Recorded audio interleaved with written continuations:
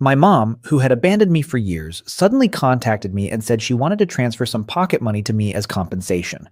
Half believing and half doubting, I opened my phone and checked the amount. 10, 2 zeros, 3 zeros. I kept counting until I saw 9 zeros. I had received a full billion yuan, and the shocking number left me completely stunned. But before I could even process it, Xu Lingling from the red table suddenly rushed over and loudly accused me of stealing the class funds. Anger instantly surged through me, and I shot back, "Just because I'm poor, you accuse me of stealing money?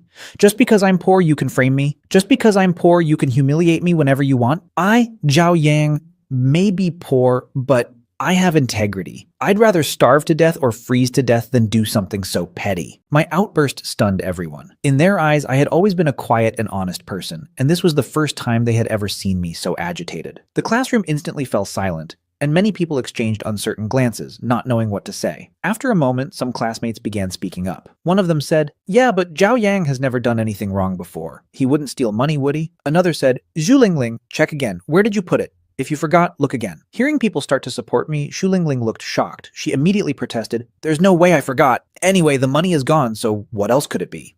Just then, Xu Lingling's boyfriend, Zhang Yong, walked into the classroom. He claimed that I had taken the missing class funds, and Xu Lingling immediately acted as if she had found someone to back her up. Zhang Yong looked toward me, seemed to remember something, then glanced at me from the side and let out a cold laugh. "I thought I was seeing things earlier. Zhao Yang, it really was you." The other classmates didn't understand what he meant and immediately asked what he had seen. Zhang Yang said, "At noon, I saw our school's famously poor Zhao Yang go into that newly opened upscale restaurant on campus. The prices there aren't cheap. At lunch, he had happened to pass by the restaurant and saw me there. He had been wondering how I could possibly afford to eat at a place like that. Maybe he thought he was mistaken at first, but now he felt everything made sense."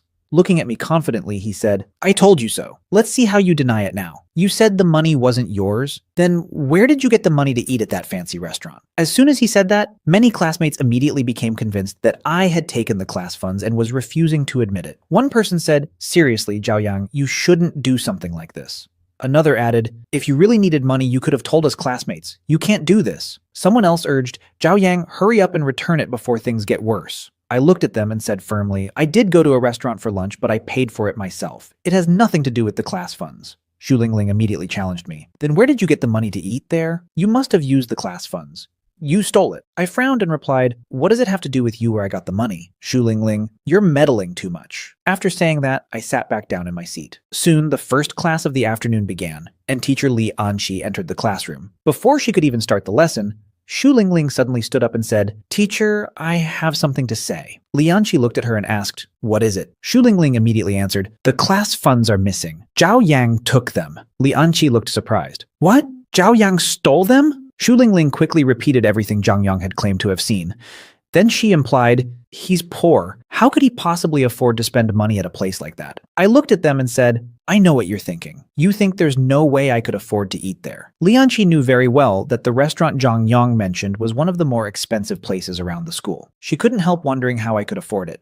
Had I spent all my remaining living expenses? Still, she also knew my character. I immediately said, "I spent my own money. I didn't steal any class funds. What evidence do you have that proves I took it?" Li Anqi knew I didn't have much money, but she also knew my nature. No matter what happened, I wasn't someone who would do such a thing. However, Xu Lingling refused to let it go. With a sarcastic expression, she said, "Still won't admit it, huh? Then do you dare let me search you?" I immediately shot back, "What right do you have to search me?" Xu Lingling sneered and said, "Why are you acting so guilty, Zhao Yang? If you didn't take it, then don't be afraid. Let me search you. That'll prove your innocence and earn teacher Li Anqi's approval." Without waiting, Xu Lingling began searching my pockets. She searched for a long time, but couldn't find a single cent on me. Seeing that, Li Anqi quietly breathed a sigh of relief. Then Xu Lingling suddenly said, "Of course he doesn't have it on him. He must have hidden it." After saying that, she grabbed my backpack and dumped everything inside onto the floor. As the contents spilled out, a thick stack of red banknotes appeared among them. Xu Lingling immediately grabbed the money and held it high above her head, as if she was afraid someone might not notice it. I froze for a moment. Then I suddenly remembered that last night after dinner, I had gone to the bank and withdrawn some money for myself. I didn't even have a wallet, so I had simply stuffed the cash inside one of my books. How could I have forgotten about it? Looking at the money in Xu Lingling's hand, I immediately said, "This is my money." Xu Lingling looked at me with complete disdain and sneered, "Your money? Where did you get this money? Everyone knows what kind of person you are. Now that you've been caught red-handed, what else do you have to say?" Standing nearby, Li Anqi was also stunned. She usually knew exactly how much money I had because she was the one who gave me my living expenses. Over the past 2 days, I had spent a lot on taxis and restaurants, so there was no way I should still have that much cash left. She never expected to see so much money in my bag, and her expression immediately turned cold. Looking at me, she said, "What else is there to explain?" I clenched my teeth and replied, "Don't you know who I am? Li Anxi was my homeroom teacher, but she was also my legal wife. Years ago, my parents had helped the Li family. To repay that favor, the Li family arranged a marriage between their daughter and the Zhao family. As soon as I came of age, Li Anqi had been forced to register a marriage with me. Ever since my parents disappeared, I had been living with her. However, Li Anqi had always disliked our relationship. Before she could say anything else, some classmates immediately reacted. "Zhao Yang, how dare you call Teacher Li by her name? Are you crazy?" Another person said, "Who do you think you are? How could Teacher Li possibly know what kind of person you really are? You can know a face but not a heart." Someone else added, "Are you still trying to argue? How does the teacher know who you really are?" Shu Lingling shook her head and said coldly, "I'm really disappointed in you." I immediately replied, "I didn't steal the money." Li Anqi suddenly slammed her hand against the podium and shouted, "Even now you still refuse to admit your mistake? Get out! I don't have a student like you." With no way to defend myself, I could only stand alone outside the classroom until the lesson ended. As soon as class was over, Shu Lingling walked to the classroom door with a look of contempt on her face. She mocked me and said, "Some people are really ungrateful. They're given a chance, but they still refuse to admit what they did." Other students nearby whispered among themselves, "This is bad. Things have gotten really serious. Let's see what he does now." I looked at Shu Lingling and said firmly, "I didn't steal the money." She rolled her eyes and laughed. "Everyone knows who stole it." I stared at her and said, "You can laugh at me, but you can't insult my character." Zhu Lingling burst out laughing. "You think you have character? Ha ha ha ha ha, that's hilarious." After saying that, she turned around and walked away proudly. I clenched my fists so tightly that my whole body trembled with anger. If she hadn't been a woman, I would have already slapped her. Just then, Li Anqi's voice came from behind me. "Come to my office." After Shu Lingling left, I followed Li Anqi into her office. The moment I stepped inside, she slammed her lesson plan onto the desk with a loud bang. Looking at me angrily, she said, "Zhao Yang, I really didn't expect you to do something like this. Do you know what stealing means?" I immediately replied, "Do you really think I'm that kind of person?" Li Anqi glared at me and said, "Then explain where that money came from." I answered, "I found it." The moment those words left my mouth, her expression became even darker. "You still want to say you found it? Yesterday you found food, and today you found money?" She slammed her hand onto the table again and shouted, "Zhao Yang, do you really think I'm stupid?" I looked straight at her and said, "They don't believe me, and now even you don't believe me?" Li Anqi replied coldly, "Why should I believe you? Even now, you still haven't realized your mistake. How can I possibly be engaged to someone like you?" The more she spoke, the angrier she became. It was obvious that she felt disgusted by the idea of marrying someone she believed was a thief. Hearing those words, I completely lost my temper. "Believe it or not, I'm furious too," I shouted before turning toward the door. "Stop right there," she yelled from behind me. I paused and said coldly, "If you don't believe me, then I have nothing more to say. Li Anqi, remember this. I, Zhao Yang, would rather die poor than do something like that." After saying those words, I walked straight out of the office. The moment I stepped outside, I could still hear Li Anqi angrily shouting from inside, "If you want to leave, then leave. Fine, get out." I was angry too. After all these years, she still refused to trust me. Since that was the case, there was no reason for me to return home. Besides, I had money now. Buying another house wasn't a big deal anymore. I could move out and finally stop living under Li Anqi's control. Just thinking about it made me feel relieved. I made up my mind immediately. Today, I was moving out. Leaving the school behind, I hailed a taxi and headed straight for the most luxurious residential development in the city. As soon as I walked into the sales office, several salespeople instinctively stood up. However, after taking a careful look at me, they all sat back down. These experienced salespeople had sharp eyes. They could instantly tell who was here to buy a house and who was only here to look around. Looking at my young age and worn clothes, they obviously placed me in the second category. Seeing that nobody intended to serve me, I didn't get angry. I had already experienced this kind of treatment many times. Looking around the sales office, I casually asked, "How much does this house cost?" One of the veteran salespeople glanced at me impatiently before calling out, "Zhao Zhang, go talk to him and send him on his way. When you show him the model apartment, make sure he doesn't break anything." Hearing her instructions, the intern hurried over. She carefully looked me up and down. Although I clearly didn't look like someone who could afford a house here, her seniors had told her to receive me, so she politely stepped forward and prepared to introduce herself. "Sir, this apartment is 60 square meters." The intern was patiently introducing the property to me when the veteran salesman from earlier suddenly lit up with excitement. His face instantly filled with a flattering smile as he hurried toward the entrance. Curious, I turned around and saw a well-dressed young man with slicked back hair walking in confidently. Looking at him, I felt a sense of familiarity, but for a moment I couldn't remember where I had seen him before. The salesman rushed over and greeted him enthusiastically. "Young Master Joe, you're here. Which apartment are you planning to reserve today? All of our units come fully furnished with high-end decorations and luxury furniture. They're absolutely worthy of your status." His smile was so exaggerated that it looked as though he wanted to personally carry Zhou Qiang inside. Zhou Qiang casually waved his hand and said, "Show me the best one." The salesman immediately replied, "Of course. The best one." His voice was loud and excited, as if he wanted everyone in the sales office to hear it. Hearing that voice and seeing the young man more clearly, I suddenly remembered who he was. Wasn't this Zhou Qiang, the young Master Joe I had run into at the Golden and Silver restaurant? The guy who had tried to take my private room? What a coincidence. After hearing Zhou Qiang's request, the salesman's smile grew even wider. "Young Master Joe, you've definitely come to the right place." He quickly escorted Zhou Qiang into the lobby. After offering him water and chatting with him briefly, the salesman became even more enthusiastic. It was obvious he had already confirmed Zhou Qiang's identity and financial status. Meanwhile, Zhou Qiang still remembered how embarrassed he had felt at the Golden and Silver restaurant the previous day. Back then, the manager's attitude had made him extremely uncomfortable. As a wealthy young master, he had actually been treated worse than an ordinary poor kid. But today was different. The veteran salesman's service was impeccable, and that finally soothed his wounded pride. "Take me to see the best unit," Zhou Qiang repeated. The salesman was secretly overjoyed. In his mind, the commission worth tens of thousands of yuan was practically already in his pocket. "Of course, young Master Joe, please come this way. The unit you're interested in is especially convenient. If you complete the payment today, you can move in immediately." Hearing that, I spoke up from the side. "That's exactly what I need too. Take me along later and let me have a look as well." The salesman immediately glanced at me with disdain and sneered.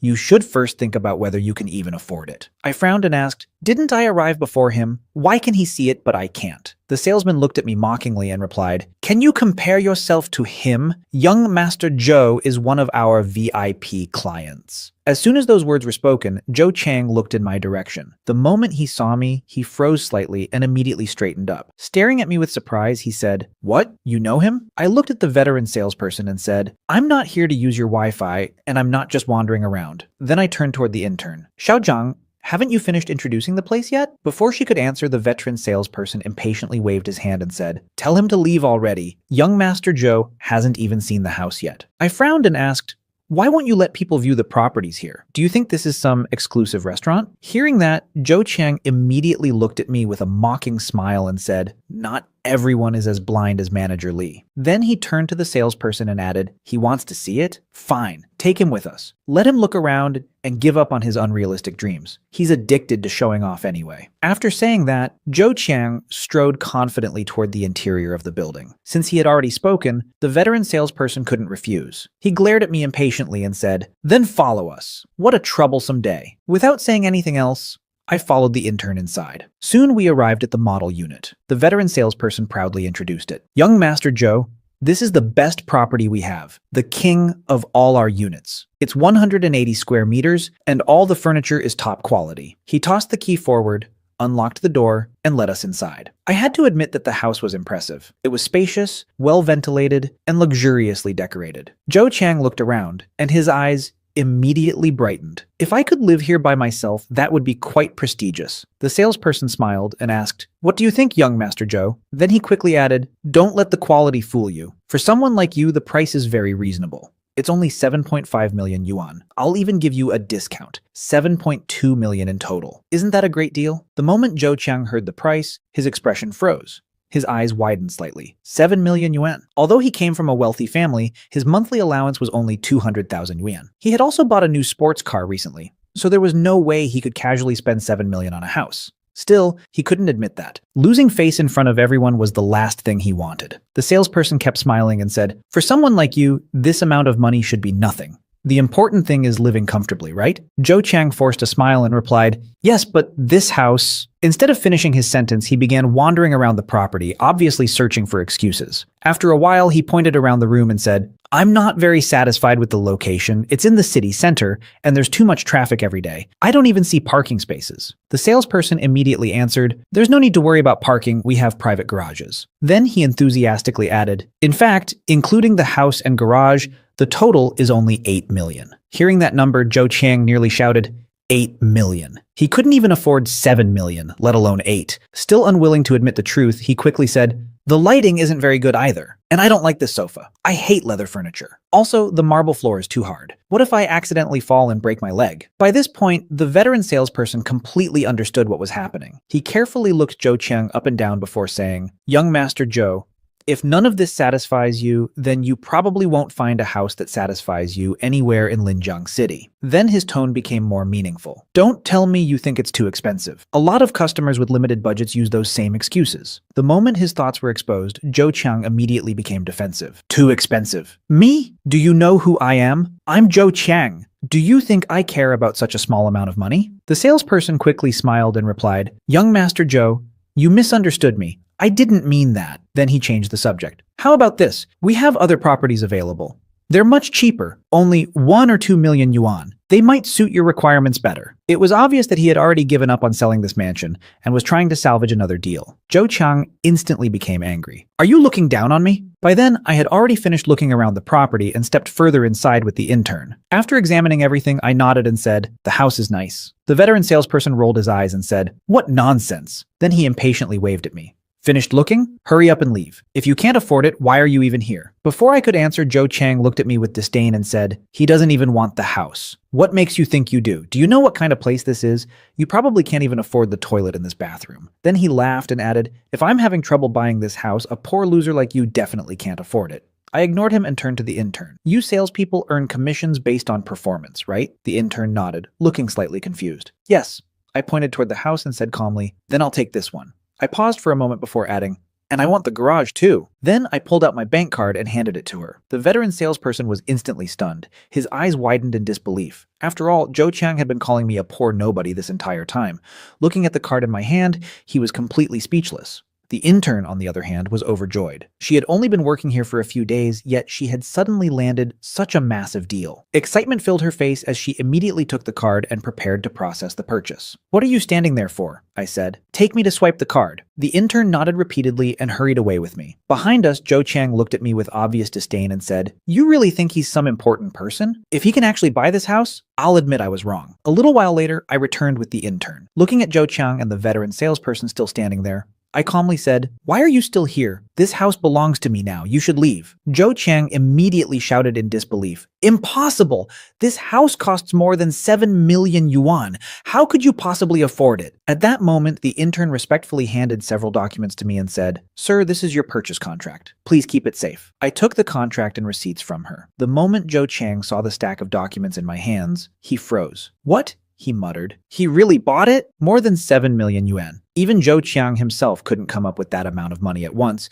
and he knew very well that even his father would have difficulty producing that much cash immediately. His face instantly turned red. The embarrassment was even worse than being slapped twice in public. Unable to endure it any longer, he turned around and left without another word. The veteran salesperson wasn't feeling any better. Looking at me, he felt like slapping himself. Nearly 100,000 yuan in commission had slipped right through his fingers because of his own arrogance. The thought was so painful that he could barely accept it. As he reflected on everything, he realized that Joe Chiang wasn't actually some top-tier young master. In a city like Linjiang, he was merely a third-rate rich kid, insignificant among the truly powerful people. He also remembered Joe Chiang complaining that manager Lee from the Golden and Silver restaurant didn't understand how to treat important guests. Thinking about it now, that was obviously nonsense.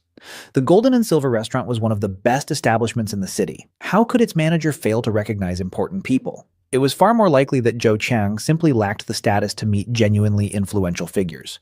Compared to manager Lee, the veteran salesperson suddenly realized how inexperienced he still was. After everyone finally left, I dropped onto the sofa inside my new house. A wave of exhaustion washed over me, and for the first time that day, I felt a little relaxed. Not long afterward, I received a call informing me about my uncle's birthday banquet at the Golden and Silver restaurant. I immediately took a taxi there. When I arrived at the entrance, Lianqi was already waiting outside. The moment she saw me stepping out of a taxi, her expression darkened. "You came by taxi again," she said coldly. "You're completely hopeless. Let me tell you something, Zhao Yang. I'm not helping you cover up stealing money. You can say you didn't steal it all you want, but it doesn't matter. You'll never amount to anything in this life." I looked at her and replied calmly, "That's not necessarily true." My answer only seemed to annoy her more. Just then, her aunt walked over. Looking at me with obvious disdain, she said, "There's no point wasting time talking to someone like him. Just look at his character. He's hopeless. Let's go inside." She rolled her eyes at me before pushing Li Anqi toward the restaurant entrance. As soon as I entered the restaurant, Manager Li hurried over with a respectful expression. "Mr. Zhao, why didn't you tell me you were coming? I'm sorry if there was any offense." She had probably overheard part of the conversation outside, but I didn't feel like explaining anything. I simply said, "It's fine. I'm just here for a family gathering." Manager Li smiled respectfully and replied, "I understand."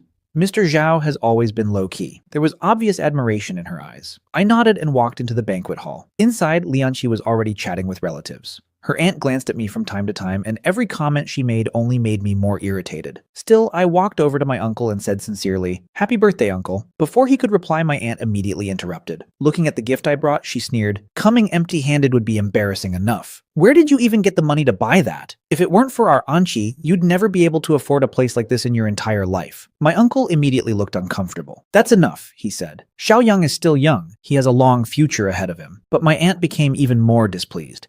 "Did I say anything wrong? I just feel sorry for Anqi having to be tied to someone like him." My uncle sighed and gently patted my shoulder. I could only smile bitterly. I had already gotten used to this kind of treatment. Many times before, I had simply endured it in silence. I stepped aside and found a seat. Just then, a young man walked over to my uncle and greeted him politely. "Happy birthday, Uncle Li. My mother is away on a business trip and couldn't make it back, so she asked me to come and apologize on her behalf." The moment she saw him, my aunt's attitude changed completely. Her face lit up with a bright smile. "No problem at all. Come in and have a seat." Someone nearby whispered, "That's Cheng Yu, the young master of the Cheng family. He's young and very capable." I watched as my aunt quickly pulled Li Anqi to the side and said enthusiastically, "Anqi, this Cheng Yu is young and promising. Didn't you say you wanted to start an education company? This is a great opportunity. You should talk with him." Hearing that, I immediately felt uncomfortable. I had a bad feeling about what she was trying to do. Ignoring Li Anqi's hesitation, my aunt practically dragged her over to Cheng Yu. As they were introduced, Cheng Yu politely extended his hand. Li Anqi briefly shook it. Watching from the side, I felt strangely uneasy. My aunt smiled proudly and said, "Cheng Yu is much more outstanding than certain people." Even though she never said my name directly, her eyes immediately shifted toward me. Cheng Yu glanced at Li Anqi and modestly replied, "Auntie, you're praising me too much." Eventually, Cheng Yu noticed me sitting nearby. Before he could ask anything, my aunt quickly said, "Oh, him? He's just a poor relative of ours who came to join the celebration." She deliberately avoided mentioning that I was actually Li Anqi's husband. Cheng Yu simply glanced at me. He didn't greet me, and I didn't greet him either. Without saying anything further, I sat down next to Li Anqi and quietly continued eating. My aunt kept placing food onto Cheng Yu's plate, and before long, the conversation shifted to clothing. Looking at his outfit, she smiled and said, "Cheng Yu, your suit looks really nice." Cheng Yu smiled politely and replied, "It's custom made overseas. Auntie, if you like it, just tell me Uncle's size and I'll buy him a few suits next time." My aunt was instantly delighted. Turning to Li Anqi, she said, "Anqi, you know your uncle's size, right? Cheng Yu, you can send her a message on WeChat." Cheng Yu immediately took out his phone and said, "It's fine. A few suits are nothing. I didn't have time to prepare a birthday gift today, so let this make up for it." Watching him exchange contact information with Li Anqi made me feel strangely uncomfortable. I knew they hadn't done anything wrong, but I still felt a pang of jealousy in my chest. My aunt noticed my expression right away and sneered, "What's wrong? Feeling jealous? With your little bit of ambition, don't even dream about it." Then Cheng Yu casually looked at me and asked, "So, where do you work?" Before I could answer, my aunt cut in and said, "He's just a poor student. What ambition could he possibly have?" Cheng Yu laughed faintly and said, "How about this? After you graduate, come work at our company. For Auntie's and Anki's sake, I'll arrange a good position for you." Before I could even refuse, my aunt immediately became excited and said, "Don't be shameless. Do you know how rare this opportunity is? They're only willing to help because of the Li family." Just then, Li Anqi suddenly spoke up. "Aunt, stop talking." Both my aunt and Cheng Yu were startled. Li Anqi continued, "Today is Uncle's birthday. Don't ruin the atmosphere." After saying that, she glanced at me. The tiny bit of hope I had instantly disappeared. For a moment, I had thought she was speaking up for me, but I had clearly overestimated things. Looking at me with disgust, she said coldly, "If you like high-class things, then earn them yourself. What kind of man relies on improper methods?" I lowered my head and continued eating without saying a word. I had already explained everything I could. There was no point repeating myself. Just then, Manager Li suddenly walked over and looked at me before saying, "Xiao Zhao, the payment for the favor you did for us last time hasn't been fully settled yet. This is the rest of it." He placed a thick stack of cash in front of me. I smiled faintly. "What payment?" Everyone at the table immediately looked over with curiosity. Manager Li continued, "Last time you came over, I only paid half of what I owed you, remember?" As he spoke, he gave me a subtle wink. I immediately understood that he was trying to help me save face. Unfortunately, my aunt completely misunderstood the situation. She looked at me and sneered, "Just a moment ago, Chung Yu was trying to introduce you to a proper job. And now we find out you're working as a waiter. What a loser." Chung Yu smiled and added, "A job is a job after all. How about this, Xiao Zhao? If work gets tiring, just come eat at the restaurant and put it on my tab." Then he confidently patted Manager Lee on the shoulder and said, "Manager Lee, you have to give me some face." Manager Lee merely smiled without responding. I looked at the stack of cash in front of me, then at Chung Yu's smug expression, and finally at the contempt on my aunt's face. My eyes eventually landed on Lianqi, who had turned her face away. In the end, I left the cash on the table and chose not to explain anything. Manager Lee chased after me afterward to apologize, but I stopped him. I knew he had only been trying to help. After returning home, I went straight to sleep and didn't wake up until morning. As expected, I was late again. When I arrived at the classroom door, I immediately saw Lianqi standing at the podium. She saw me too, and her face was already filled with anger. The moment our eyes met, I understood what was coming. Before she could scold me, I quickly stepped back outside the classroom, voluntarily accepted my punishment, and even closed the door behind me. Leaning against the wall outside, I let out a sigh of relief. At least I had avoided the initial explosion. A loud bang suddenly echoed from inside the classroom as Li Anqi slammed her lesson plan onto the podium. Even standing outside, I was startled. Her temper seemed to be getting worse and worse lately. After class ended, I hurried back to my seat. The moment I sat down, Xu Lingling swaggered over with her usual arrogant expression. Looking at me, she mocked, "Zhao Yang, you still have the nerve to come to class? If I had done what you did, I'd be too embarrassed to show my face." Zheng Yang immediately chimed in, "Exactly. Using class funds to eat and drink extravagantly and then acting like nothing happened? That's shameless." Xu Lingling nodded and added, "We just don't have skin as thick as his." I finally couldn't stay silent anymore and snapped, "The two of you should stop talking nonsense." Zhang Yang scoffed and said, "What? You dare to do it, but you're afraid people will talk about it?" Just then, a commotion came from outside, and before long, Li Anqi returned to the classroom. Her voice instantly silenced everyone. Looking directly at Xu Lingling, she asked, "Xu Lingling, are you absolutely certain that Zhao Yang took the class funds?" Xu Lingling immediately replied confidently, "Teacher, I'm sure it was Zhao Yang." Zhang Yang quickly added, "That's right, teacher. How can we concentrate on studying with someone like him still in our class?" Li Anqi frowned and raised her voice. "Xu Lingling, I'll ask you one more time. Are you sure you didn't put the class funds somewhere yourself and then forget about it?" Xu Lingling looked confused and immediately responded, "Teacher, what do you mean by that? I'm sure Zhao Yang took the money. It has to be him." Li Anqi suddenly slammed her hand onto the table, and the entire classroom fell silent. Even my heart skipped a beat. I had no idea why she was so angry today. Looking around the room, she said coldly, "Didn't I tell all of you not to jump to conclusions before the matter is properly investigated?" Then her eyes landed on me. She glared at me fiercely and added, "And you, Zhao Yang, if you didn't do it, then don't you know how to explain yourself properly?" Before I could respond, Zhang Yang stood up and said, "Teacher, the matter of Zhao Yang taking the class funds has already been investigated. How can you say it hasn't? Are you trying to protect him?" Xu Lingling immediately nodded in agreement. "That's right, teacher. It was obviously him. You can't protect him just because he's poor and pitiful." "Enough!" Li Anqi's voice exploded across the room. She stared directly at Zhang Yang and said, "Who gave you permission to speak?" Then she suddenly pulled out an envelope and slammed it onto the podium. Looking at Xu Lingling, she said, "Xu Lingling, come here and take a look at this. I just found it in the office." The moment Xu Lingling saw it, her face changed. She hurriedly said, "Teacher, it wasn't me, it was Zhao Yang. Maybe he worked together with the restaurant owner to frame me." Hearing that excuse only made Li Anqi even angrier. "Xu Lingling, even now you refuse to admit your mistake. Not only do you refuse to take responsibility, but you're also framing your classmates. Call your parents tomorrow. And from this moment on, you're no longer the class monitor." After saying that, she turned around and walked away in her high heels. I stood there, feeling slightly uneasy. Li Anqi had actually spoken up for me today. With the truth finally revealed, I felt much better. Thinking about the expression on Xu Lingling's face just now, I almost wanted to laugh. Unfortunately, Li Anqi happened to see my smirk as she reached the classroom door. She immediately turned around and said, "Zhao Yang, don't think this has nothing to do with you. You bear a lot of responsibility too. And you still dare to laugh?" I instantly shut my mouth and didn't dare say a word. I knew better than to celebrate too early. After Li Anqi left, Xu Lingling slowly returned to her seat. Her eyes were red, her fists were tightly clenched, and she glared at me with obvious hatred. At that moment, I knew this grudge had truly begun. After school, Li Anqi stopped me at the gate. Looking at me, she said, "Zhao Yang, I have something to do tonight. You'll have to take care of dinner yourself." After saying that, she turned around and left without giving me a chance to respond. I stood there for a moment before hailing a taxi home. When the taxi stopped at the entrance of my residential complex, the driver looked outside and exclaimed, "Young man, you live here?" I didn't expect someone so young to be this capable. I casually replied, "It's not bad." The driver then looked at me and said, "Since you live in such a nice place, why don't you buy a car?" His words immediately made me pause. He had a point. I had money now, and I already had my driver's license. There was no reason not to buy one. Acting on the idea immediately, I asked the driver to take me to a BMW dealership. When we arrived, I pushed open the door and walked inside. Several salespeople looked in my direction and were about to stand up, but after seeing my clothes, they all sat back down. Not a single person came over to greet me. I wandered around the showroom by myself. Just then, a wealthy-looking woman entered the store. The moment she appeared, all the salespeople rushed toward her, offering tea and water. Compared to her, I was completely ignored. The woman glanced at me and smiled mockingly before saying, "Don't all crowd around me. There are other customers here too.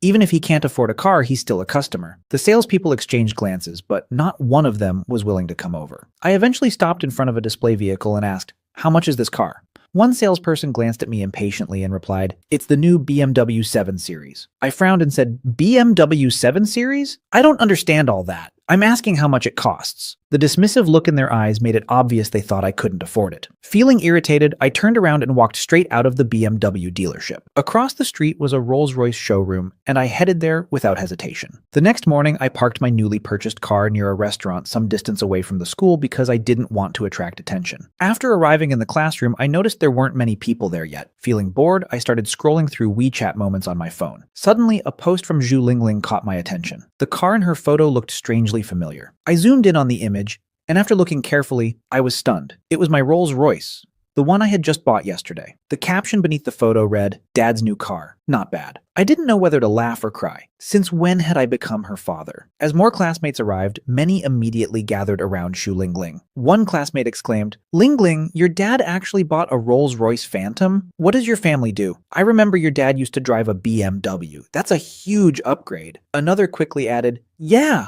I heard a Phantom isn't cheap, and this looks like the latest model. It must have cost a fortune." Hearing all the praise, Shu Lingling secretly enjoyed every second of it. Pretending to stay calm, she said, "It's only a few million yuan, I guess. My dad just likes this kind of car." In reality, earlier that morning, while waiting for the bus, she had spotted the Phantom parked across the street. Since the owner wasn't around, she had secretly snapped a few photos of it. After losing face in class yesterday, she clearly wanted to regain some pride today. "Envy is useless. You're destined to drive a second-hand Jetta for the rest of your life," Shu Lingling said as she slammed her backpack onto her desk and sat down. Then she looked at me and sneered, "And Zhao Yang, don't think you're so high and mighty just because you have Teacher Li backing you. This isn't over between us yet." I couldn't be bothered listening to anything she said. My mind was completely occupied by the woman who had suddenly appeared out of nowhere. The more I thought about it, the funnier it became. Just then, a voice suddenly came from the classroom door. "Which one of you is Zhao Yang?" The school's academic affairs director had appeared. Feeling annoyed, I stood up and walked out. Why would the director want to see me? The director looked me over disdainfully before taking me straight to Li Anqi's office. Li Anqi was already sitting there. When Xu Zhenghua saw me being brought in by the director, he frowned. After looking me up and down, he glared at me as if wondering what trouble I had gotten into this time. Xu Zhenghua was Shu Lingling's second uncle, and the person who had arranged for her to enter this school. The moment I saw him, I knew he had come to stand up for Shu Lingling. Inside the office, Li Anqi sat behind her desk while Xu Zhenghua stood beside her with an unfriendly expression. Looking at Li Anqi, he said, "I heard you've been protecting Zhao Yang and even want to call Shu Lingling's parents. I'm her uncle. What exactly is going on?" Li Anqi calmly replied, "Director Shu, I wasn't protecting Zhao Yang. Shu Lingling really was responsible for losing the class funds. If necessary, we can ask the restaurant owner to come and confront her." Xu Zhenghua immediately interrupted. "Teacher Li,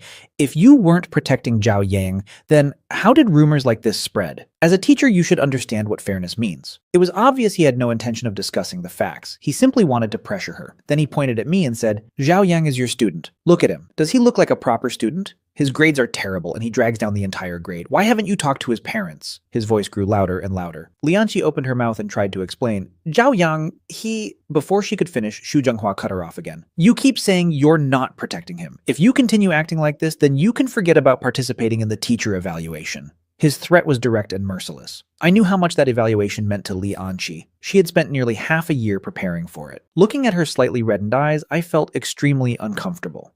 No matter what, she was still my wife. Seeing her being bullied like this made my chest tighten with anger. Xu Zhenghua wasn't finished yet. Looking at me, he said, "And you, Zhao Yang, just because you come from a poor background doesn't mean everyone has to pity you. You're a student. You're here to study, not to play the victim." He lectured us for a long time before finally leaving. Once he was gone, the office became quiet.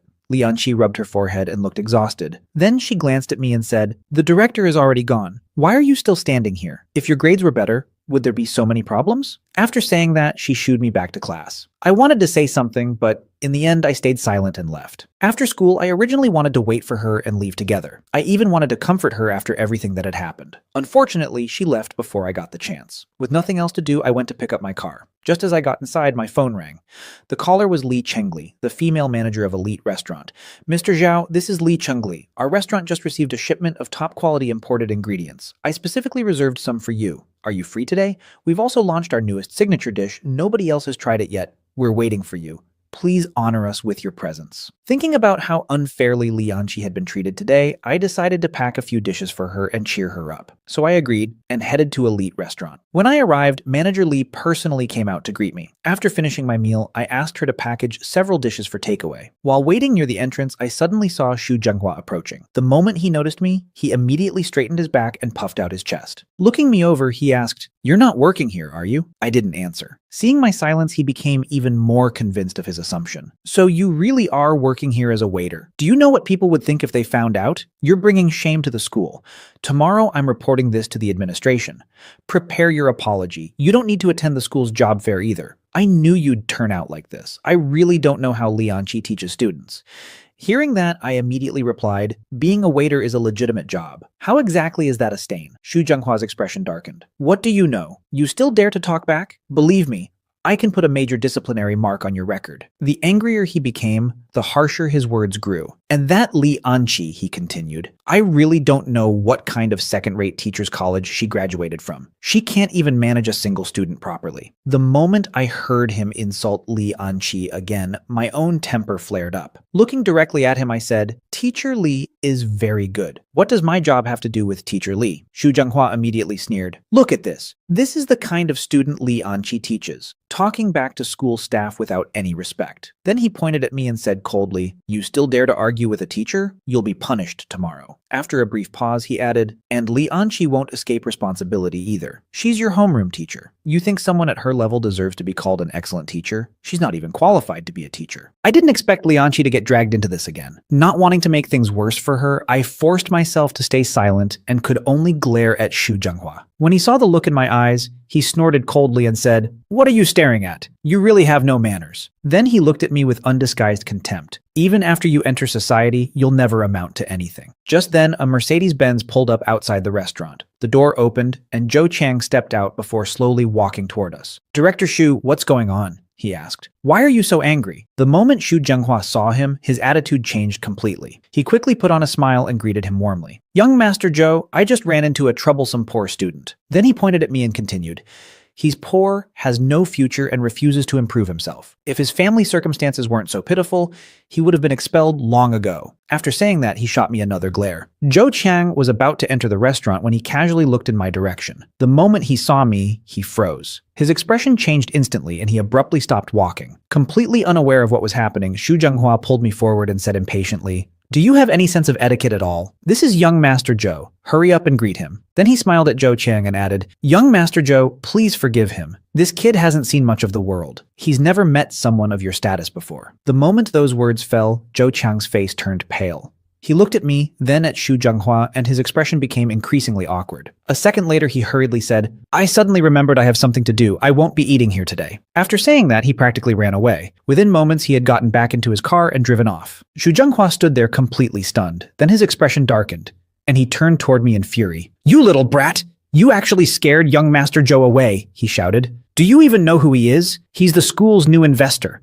Such an important investment project, and now you've ruined everything." The more he spoke, the angrier he became. "You're finished, and Lianqi too. Tomorrow I'm going straight to the principal. If she keeps protecting you, neither of you will escape responsibility." After throwing out those threats, he stormed away. A moment later, Manager Li walked out carrying the food I had asked her to pack. Seeing Xu Zhenghua leave in a rage, she looked puzzled and asked, "Mr. Zhao, what happened?" I smiled faintly and shook my head. Nothing, thank you. Taking the food from her, I got into my car and headed home. When I arrived, I placed the packaged dishes on the dining table. Looking at Lianqi, I said, "You didn't eat dinner yet, right? I brought you some food from Elite Restaurant." Lianqi glanced at the food, and her brows immediately furrowed. "You went there to spend money again?" she said unhappily. "How much does a waiter even earn? Yet you keep spending lavishly every day. What kind of future do you think you'll have?" I quickly explained, "You misunderstood. Manager Lee said I've been performing well recently, so she gave this to me as a reward. It was just made today. It's fresh and clean." Hearing that, her expression softened slightly. She snorted and sat down at the table. Remembering everything that had happened earlier, I tried to comfort her. "Don't let today's events bother you too much." But the moment she thought about Xu Zhenghua again, her mood worsened. Looking at me, she said, "Tell me honestly, if your grades were better, would Xu Zhenghua have been able to use you as an excuse to make trouble?" I remained silent. Back when my grades weren't good enough to get into Jiangda University, it was Li Anqi who had run around everywhere helping me. Seeing me say nothing now only made her angrier. "Tell me," she continued, "with your current situation, which company would even hire you? Do you really plan to be a waiter for the rest of your life?" She had already suffered enough humiliation today, so I didn't dare argue with her. Instead, I quietly said, "Don't worry, I'll work hard in the future. I'll definitely find a good company and never embarrass you again." Li Anqi rolled her eyes at me. Then she suddenly remembered something and said, "The school's job fair is in a few days. You'd better perform well. Don't make me lose face in front of everyone again." After saying that, she stood up, returned to her room, and slammed the door shut. I could only let out a helpless sigh. I was already rich, but that didn't change Li Anqi's opinion of me at all. Even if I told her the truth, she probably wouldn't believe me. The next morning, Li Anqi and I went to school together. Not long after class started, Xu Zhenghua appeared at the classroom door once again. "Zhao Yang, come out here!" The moment she heard that, Xu Lingling immediately looked delighted. It was obvious that Xu Zhenghua had already told her about what happened with Zhou Qiang yesterday. Her eyes were filled with anticipation, as if she couldn't wait to see me get into trouble. I was taken directly to the principal's office. As soon as we entered, Xu Zhenghua immediately bowed slightly toward Principal Huang and said, "Principal, I've brought Zhao Yang. Teacher Li should be here soon as well." Principal Huang glanced at me and frowned. Then he looked at Xu Zhenghua and asked, "Who told you to call Teacher Li over?" Xu Zhenghua was briefly stunned. However, he assumed the principal was angry because the investment had been ruined. He quickly said, "Principal, I'll notify her right away. She doesn't need to come." He immediately called Li Anqi and told her not to come before putting his phone away and standing straight again. Then he pointed at me and said, "Principal, it was this student who drove young Master Zhou away yesterday. That investment was extremely important to the school, but he ruined everything. I already warned him, but he still didn't know his place and ended up offending Zhou Qiang." Xu Zhenghua continued adding fuel to the fire. "That's right, Principal. Because he offended Zhou Qiang, the investment is probably gone now." Principal Huang lowered his voice and said, "I was there too, but I couldn't stop him from speaking recklessly. I really tried my best. Zhao Yang's grades weren't even good enough to enter our school in the first place. We only made an exception because of his family circumstances." Xu Zhenghua put on a heartbroken expression and said, "Principal, Li Anqi is Zhao Yang's homeroom teacher. She failed to educate him properly and allowed him to become arrogant and reckless. That's why all of this happened. As his teacher, she should also bear responsibility." After saying that, he stepped aside, secretly pleased with himself. Standing there in the principal's office, he was doing everything he could to shift the blame onto me while completely absolving himself of any responsibility. In his mind, neither Li Anqi nor I would escape punishment this time. If I were expelled, it would also help vent his niece Xu Lingling's anger. Just then, Principal Huang slowly nodded and said, "You're right." Hearing that, Xu Zhenghua immediately became excited. He hurried to the principal's side with a flattering smile and said, "Principal, it's all thanks to your wise leadership and excellent teaching." Before he could finish, Principal Huang suddenly slammed his fist onto the desk with a loud bang. The sound startled everyone in the room, especially Xu Zhenghua. "Are you praising me?" Principal Huang said coldly. "Zhao Yang is still a student. He has little experience dealing with society, yet you're placing the entire responsibility for a failed investment on a student's shoulders?" His expression darkened. "Xu Zhenghua, where is your sense of shame?" Xu Zhenghua's face instantly turned pale. "Principal, no, let me explain." "Explain what?" Principal Huang interrupted him sharply. "You don't need to worry about the investment anymore." Hearing that, I suddenly understood. It seemed Zhou Qiang had already contacted the principal regarding the investment issue. That was probably why Principal Huang's attitude toward me had changed. Xu Zhenghua, however, was still desperately trying to defend himself. "Principal, it really is Zhao Yang's fault. He offended the investor. It has nothing to do with me." Principal Huang stared at him and said, "As a teacher, you pushed all the responsibility onto a student. You've truly disappointed me." Xu Zhenghua immediately pointed in another direction. "This also has something to do with Li Anqi, and now you're trying to drag someone else into it?" Principal Huang cut him off again. "Xu Zhenghua, take a good look at yourself. Where is the dignity and professionalism a school leader should have? Go back to your office and reflect on your behavior." Xu Zhenghua was instantly silenced.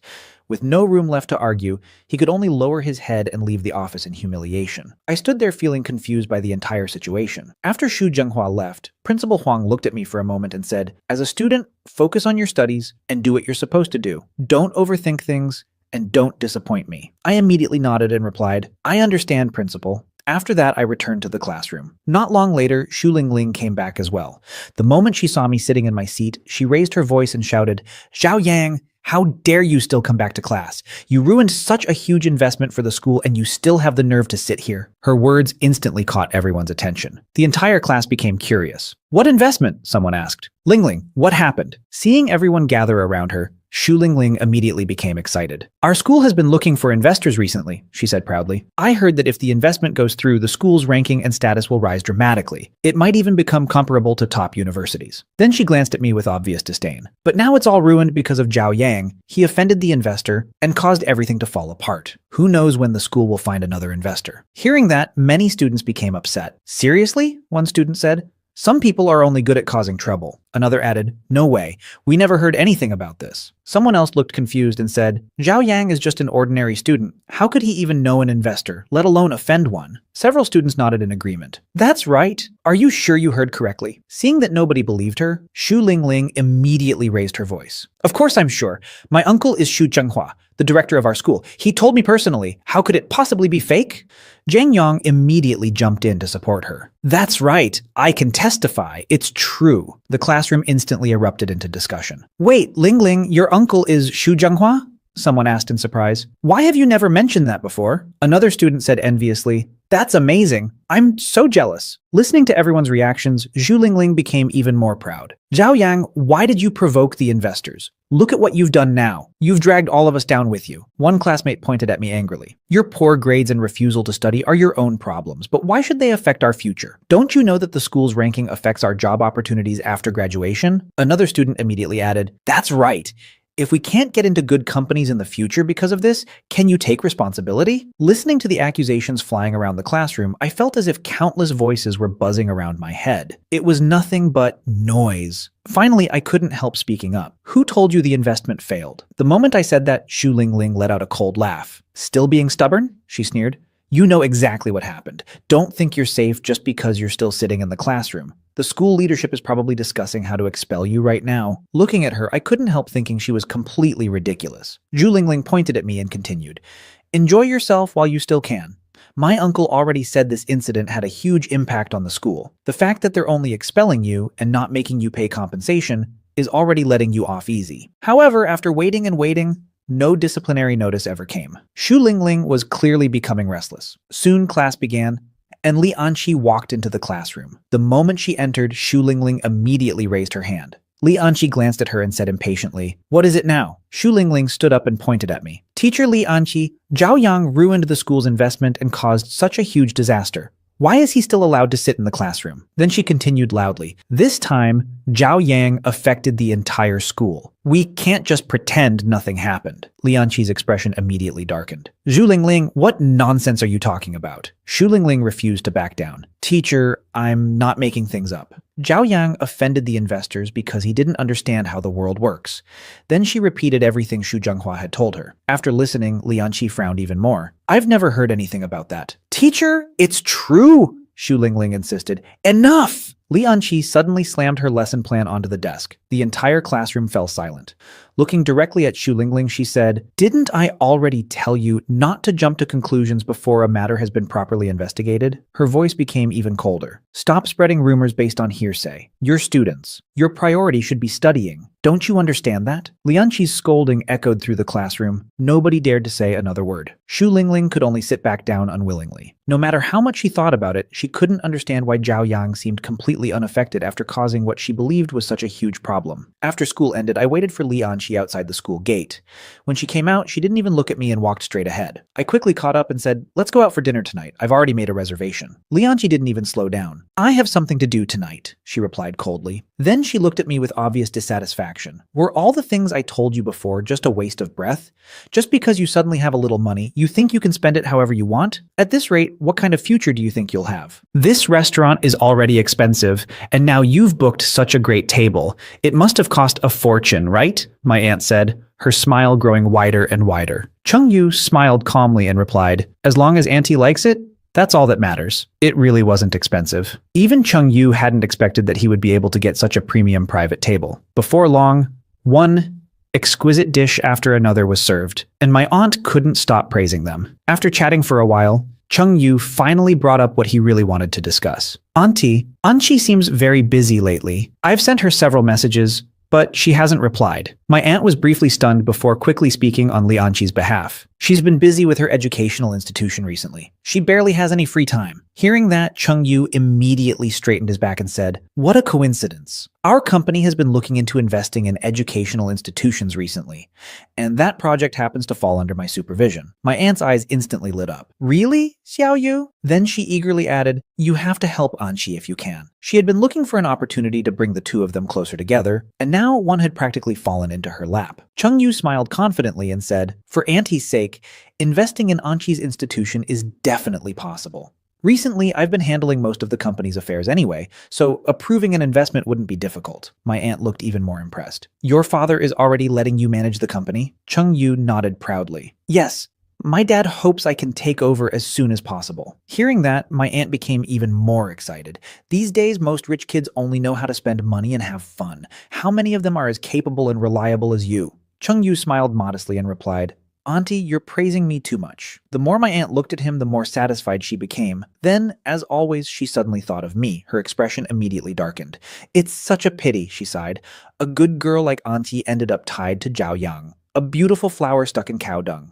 The more she talked, the angrier she became. Look at Zhao Yu, then look at that Zhao Yang. He's not young anymore, yet he has absolutely no ambition. He's poor and refuses to improve himself. The moment he got a little money, he didn't even know how to behave. Just mentioning my name was enough to make her grit her teeth. Ever since the last banquet, she had been furious because I hadn't given her any face. Around that time, I arrived at the restaurant. After showing my reservation information, a waiter respectfully led me inside.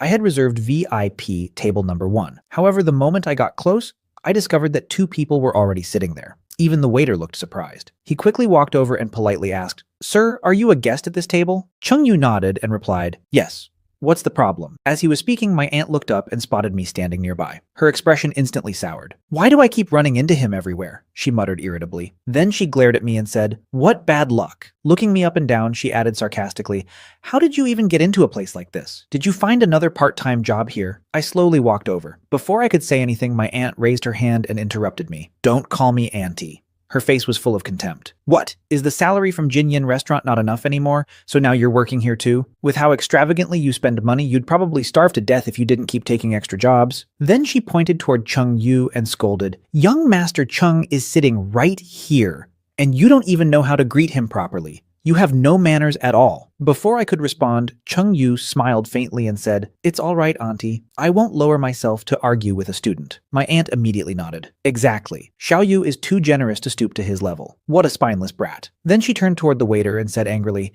Isn't this supposed to be a high-end restaurant? Why are you hiring just anyone? If someone like him is working here, aren't you worried about ruining the restaurant's reputation? The waiter hurriedly replied, Madam, this gentleman isn't... Before he could finish, my aunt interrupted again in her shrill voice. What? He didn't even pass the interview? Then why is he still standing here? Hurry up and leave. You're embarrassing yourself. Finally finding an opportunity to speak, the waiter quickly explained, Madam, you've misunderstood. This gentleman is actually a guest at this table. There may have been a mistake with the seating arrangements. He's here to eat? My aunt repeated in disbelief. Chung Yu also laughed. This is his table? Are you sure you didn't make a mistake? Look at him. Does he seem like someone who could reserve a table here? Maybe he used fake reservation information. My aunt immediately nodded. That's right. Zhao Yang, being poor is one thing, but using shameless tricks to freeload your way into a restaurant is another. Looks like you finally got caught today. Then she turned to the waiter and said confidently, Check again. We're definitely at table number 1. Chung Yu pulled out his phone and handed over his reservation information. Looking at me with disdain, he said, Zhao Yang, I never expected you'd resort to something like this just to get a meal. Tell you what, I'll ask them to add another dish and let you eat with us. It's only one meal. It wouldn't look good if you got thrown out later. The waiter carefully checked the reservation details. Chung Yu's information clearly showed VIP table number 1. But when he checked mine, it also showed VIP table number 1. Looking back and forth between the two reservations, he froze in confusion. Meanwhile, my aunt impatiently urged him, "What are you standing there for? Why aren't you leaving?" My aunt impatiently pointed at me and said, "He really has the nerve to let young Master Chung treat him to dinner." The waiter checked the reservation information over and over before finally finding the problem. Looking embarrassed, he explained, "You've misunderstood. This gentleman's reservation is actually for the VIP table number 1. Your reservation is for a regular table near the entrance of the main hall." It turned out the two reservation records looked almost identical, with the only difference being the VIP mark at the end. The moment she heard that, my aunt frowned and shouted, "That's impossible! You must have made a mistake! Look at him! He probably can't even afford street food, let alone a VIP table here." At that moment, Chung Yu finally understood why he had booked an ordinary table, but had been seated in such a premium location. The waiter quickly explained, "The employee who brought you here today is new. We're very sorry for the mistake." Then he pointed toward another area of the restaurant and said, "Your table is over there. I'll personally take you there now." My aunt still refused to believe it. "Impossible. You've definitely made a mistake. How could he possibly afford a table like this?" If she had accidentally taken someone else's table, she probably wouldn't have reacted so strongly. But the fact that it was my table made it impossible for her to accept. More than anything, she felt humiliated. Looking at the waiter, she shouted again, "Check it one more time." Chung Yu's expression was equally unpleasant. My aunt's loud outburst had already attracted the attention of many nearby guests, making the atmosphere extremely awkward. Trying to salvage the situation, Chung Yu suddenly said, "If that's the case, then upgrade our table to a VIP table." The waiter immediately shook his head and replied politely, "I'm sorry, sir. All of our VIP tables are fully booked tonight. Could you please return to your original seats and allow Mr. Zhao to use his table?" "What?" my aunt exclaimed. The waiter continued patiently, "Please return to your seats first. I'll speak with the manager and arrange a discount for you as compensation. We've already caused inconvenience to other guests, and this really was our mistake." My aunt rolled her eyes and said sharply, "What are you staring at? He can afford the table, but can he afford the food?" Hearing that, even the waiter frowned slightly. Looking at the scene in front of me, I suddenly smiled and said, "There's no need." Everyone immediately looked at me. Then I calmly continued, "Since they like this table so much, let them have it. Put all the food on my bill." The waiter froze. I looked at my aunt and said, "Eating alone isn't very interesting anyway. Auntie, since you like it so much, then enjoy it. Don't say I don't respect my elders. Consider this my treat." Then I took out a stack of cash and dropped it onto the table. Without waiting for anyone to respond, I turned around and walked out of the restaurant. Behind me, my aunt and Chung Yu were left standing there with extremely ugly expressions. The next day, I arrived at school and had barely stepped into the classroom when Xu Lingling suddenly called out, "Zhao Yang, are you coming to the class reunion tonight?" I didn't even think about it before answering, "No." Inwardly, I sneered. Xu Lingling usually disliked me so much. Why would she suddenly invite me to dinner? There was obviously something suspicious about it. She clearly hadn't expected me to reject her so decisively. "Zhao Yang," she said, "this is our class's final gathering. Everyone's going." Before I could reply, Zhang Yang immediately jumped in. "What's wrong? Are you looking down on your classmates?" Several other students joined the conversation. "Yeah, Zhao Yang. Everyone's going except you. We're graduating soon. It's just one meal. What's the big deal?" Hearing Zhang Yang's mocking tone, I frowned. If you're all trying this hard to get me to go, then there's definitely a reason. You guys have fun. I'm not interested. Seeing that I wasn't falling for it, Zhang Yang immediately changed his approach. "Zhao Yang, are you still angry about what happened with Lingling before? We've been classmates for years. Is it really necessary to hold a grudge?" The other students finally seemed to understand why I was refusing. One of them quickly said, "Come on, it was just a misunderstanding." Another added, "It's been so long already, you're not still upset about that, are you?" Xu Lingling also looked at me and said, "Yeah, Zhao Yang, we're all classmates. Don't be so narrow-minded." Then she took a deep breath and said, "How about this? I'll apologize. What happened last time was a misunderstanding. I'm sorry, is that enough?" Another classmate immediately chimed in. "See?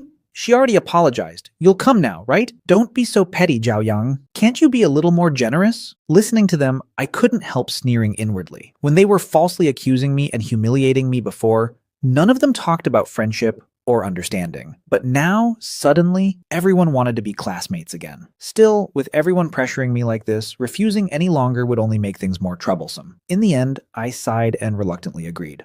That evening, I arrived at the hotel where the reunion dinner was being held. After all the classmates had taken their seats, Xu Lingling suddenly stood up and smiled brightly. Looking around the room, she announced, "Classmates, my cousin just returned from overseas." Just then, the door to the private room was pushed open, and a well-dressed young man walked inside. Xu Lingling immediately stood up with an excited smile. "Everyone, this is my cousin." The moment some of the classmates got a clear look at him, they were stunned. "Wait, is that Wu Haoshen?" Someone blurted out. "The young master of Wu family real estate?" Another student immediately widened his eyes. "No way, seriously?"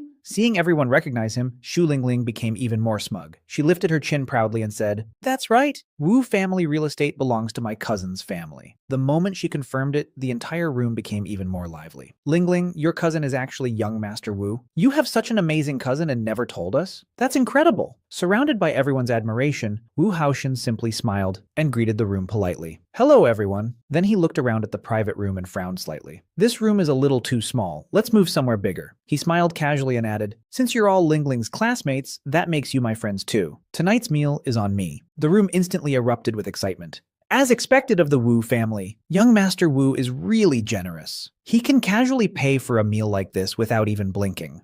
Wu Haoxian merely smiled indifferently. "You're all exaggerating. It won't cost much." Soon, everyone moved into a much larger private room. I quietly found a seat in the corner and sat down by myself. Unfortunately, Wu Haoqian happened to notice me. Remembering what Xu Lingling had told him about me before, he frowned slightly. So this was Zhao Yang, the person who had supposedly bullied his cousin. Looking me over from head to toe, he silently thought there was nothing special about me. A moment later, he picked up a glass of wine and walked over. "Why are you sitting here so quietly, classmate?" he asked with a smile. Before I could answer, someone nearby laughed and said, "Young Master Wu, you don't need to pay attention to him. Zhao Yang has always been like this. We're all used to it." Wu Haoxian smiled, raised his wine glass and said, "Since we're all here together, let's have some fun. Come on, have a drink with me." I looked up and immediately shook my head.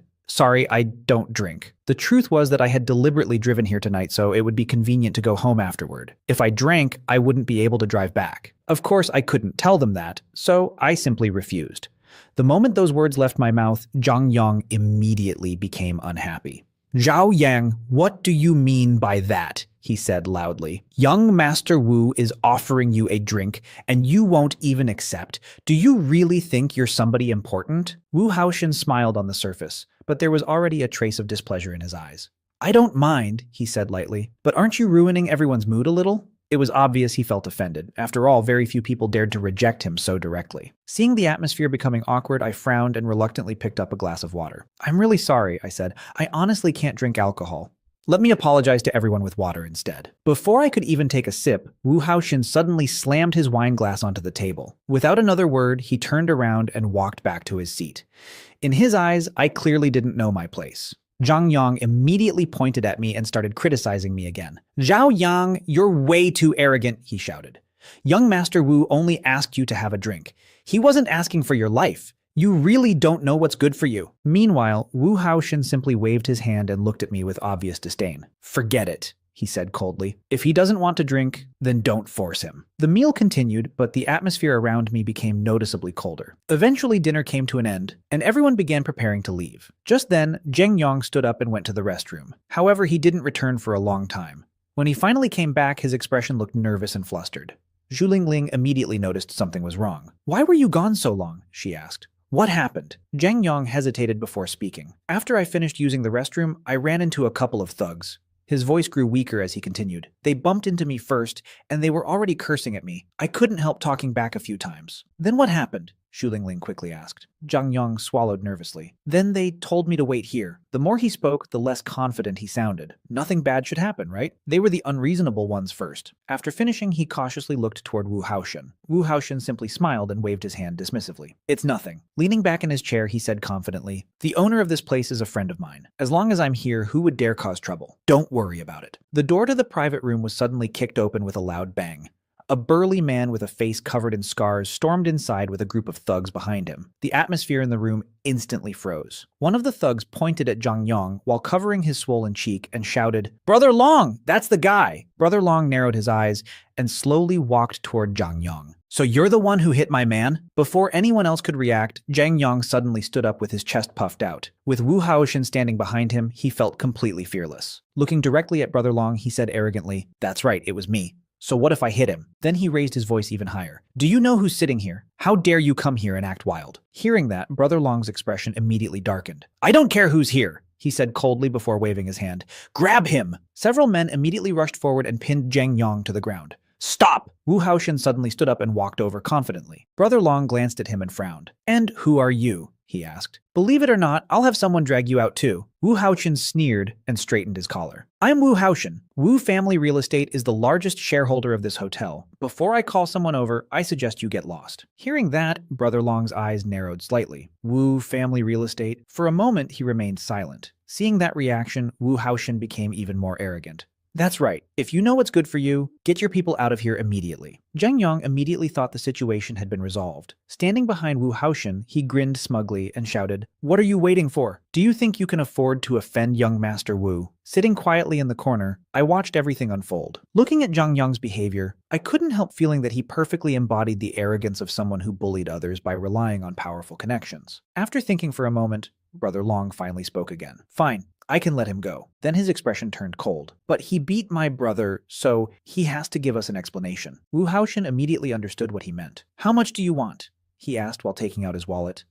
In his mind, Zhang Yang had only slapped the other party a few times. At most, it should cost 20 or 30,000 yuan. Brother Long raised 3 fingers. 3 million. The entire room instantly fell silent. Even the classmates who had been enjoying themselves moments ago were stunned. 3 million yuan was not exactly an impossible amount for Wu Haochen, but he had recently bought a new car and was short on cash. More importantly, spending 3 million yuan to save Zhang Yang simply wasn't worth it. If word got out that he had been extorted by a group of thugs, he would become a laughingstock. Thinking of that, his expression darkened. 3 million? He said coldly. You're extorting us. Brother Long's face instantly turned grim. You won't pay? He waved his hand. Then don't blame us for being ruthless. Several of his men immediately surrounded Zhang Yang and began punching and kicking him mercilessly. The arrogance vanished from Zhang Yang's face in an instant. He curled up on the ground and screamed miserably. Wu Haochen frowned and shouted, "What are you doing? This is my territory!" Then he raised his voice even more. My father is Wu Guofeng. If he finds out about this, none of you will escape. Before he could continue, Brother Long suddenly shouted, Stop! Seeing the beating stop, Wu Haochen became even more confident. At least you're smart enough to understand the situation, he said smugly. Apologize now, and maybe I'll consider letting you go. Brother Long suddenly laughed. Young Master Wu, you've misunderstood. His eyes became cold. I already figured it out. No matter what happens, your father won't let us off. Since the outcome is the same either way, we might as well settle things thoroughly. Then he pointed at Wu Haochen. Saving him is impossible, but letting you take a beating with him is still an option. The moment those words fell, several thugs rushed forward and pinned Wu Haochen to the ground as well. From the very beginning, Brother Long had already disliked his arrogant attitude. Wu Haotian's face turned pale. What are you doing? My father will never let you get away with this, Brother Long sneered. Then let him come find me afterward. He waved his hand again. Beat them. The next moment, fists and kicks rained down on both Zhang Yang and Wu Haochen. Their screams echoed throughout the private room. You just wait! Wu Haochen shouted between screams. My father definitely won't forgive you. Hearing the threat, Brother Long merely ordered his men to hit harder. The rest of the classmates were completely terrified. Not a single person dared step forward. Meanwhile, I remained standing in the corner and quietly watched. Honestly, seeing Zhang Yang get beaten up gave me a certain sense of satisfaction. Someone like him had caused trouble for so many people that a lesson wasn't entirely undeserved. However, I hadn't expected things to escalate this far. If the beating continued, someone could end up seriously injured. No matter what, Zhang Yang was still my classmate. After hesitating for a moment, I finally stepped out from the corner. One of the thugs immediately pointed at me and shouted, What? You want to get involved too? I ignored him and walked directly toward Brother Long. Then I leaned slightly closer and quietly said in his ear, 3 million is fine. Let's talk outside. Brother Long immediately froze. He looked me up and down carefully before following me out into the corridor. His eyes were filled with suspicion. Even Wu Haochen had hesitated when faced with 3 million yuan. Yet this poorly dressed young man had agreed without blinking. For the first time, Brother Long felt uncertain. Looking at me carefully, he wondered if I might actually be far more powerful than the Wu family. Remaining calm, I said, 3 million isn't the issue. You already know who Wu Haochen is. If this situation truly spirals out of control, things will become troublesome for everyone. Sometimes it's better to stop while you're ahead. I calmly handed Brother Long a bank card number and said, Transfer the money there. Once you get it, there won't be any trouble afterward. Brother Long quickly gave me the account information. Less than a minute later, 3 million yuan had been transferred into his account. Looking at the deposit notification on his phone, he was completely stunned. For a moment, he just stared at the screen in disbelief. Seeing his reaction, I frowned slightly and asked, What is 3 million too little? I was even wondering whether I needed to add more. Hearing that, Brother Long's heart nearly jumped out of his chest. 3 million yuan transferred without hesitation? He wouldn't dare ask for another cent. He hurriedly put away his phone and was about to head back into the room when I stopped him. Looking at him, I said quietly, "This matter stays between the two of us. I don't like being too high profile." Brother Long was stunned again, spending 3 million yuan to save someone and not even wanting credit for it. But after thinking about it, he suddenly felt that truly powerful people were probably like this. They didn't need attention or recognition. Nodding quickly, he replied, "I understand. I'll keep it low-key." Then the two of us returned to the private room together. The moment we entered, Brother Long immediately raised his voice and said, "Forget it. Let them go this time." His underlings looked confused, but none of them questioned him. Brother Long then walked over to me and said respectfully, "Brother, if you ever need anything in the future, just call me." After saying that, he led his men away. The moment they left, the room fell into complete silence. Every classmate looked stunned. Then one after another, they rushed over. "Zhao Yang, thank you so much." "That's right. If it weren't for you, we wouldn't even know what to do." Even young Master Wu got beaten up. I really thought something terrible was going to happen. "Zhao Yang, since when did you become this influential?" Listening to all the gratitude, I simply stood there quietly. However, standing nearby, Wu Haoshen's expression became uglier and uglier. Suddenly, he said coldly, "You knew Brother Long, didn't you?" Everyone immediately turned toward him. Wu Haoshen continued, "If you knew him, why didn't you say so earlier?" His voice carried obvious dissatisfaction. "I could have solved this myself eventually, but you waited until now to step in. Did you deliberately want to watch us embarrass ourselves?" Then he pointed at Zhang Yang and added, "Look at him. He's your classmate. How could you just stand there and watch him get beaten up?" The moment those words fell, Xu Lingling immediately joined in. "That's right! Zhao Yang and Zhang Yang are your classmates. We've known each other for years. How could you be so heartless?" Wu Haoshen nodded and continued fanning the flames. "Even if you wanted to teach him a lesson because of past misunderstandings, you didn't need to use a method like this." Xu Lingling also shouted, "Exactly! If you knew those people, then you should have stepped forward from the beginning. Why wait until Zhang Yang got beaten half to death?" Soon several classmates started echoing their opinions. "Yeah, Zhao Yang, no matter what, Zhang Yang is still our classmate." Hearing all of that, I almost laughed out of anger. Inwardly, I sneered. I had spent 3 million yuan to help them, yet somehow I was the villain. When they told me to stay out of it earlier, nobody complained. When I finally stepped in and solved the problem, suddenly everything became my fault. It was as if I was wrong no matter what I did. Looking around the room, I said coldly, "I came here for a reunion dinner and somehow ended up getting blamed for everything. Next time you have this kind of gathering, don't bother inviting me." Then I turned around and walked out without looking back.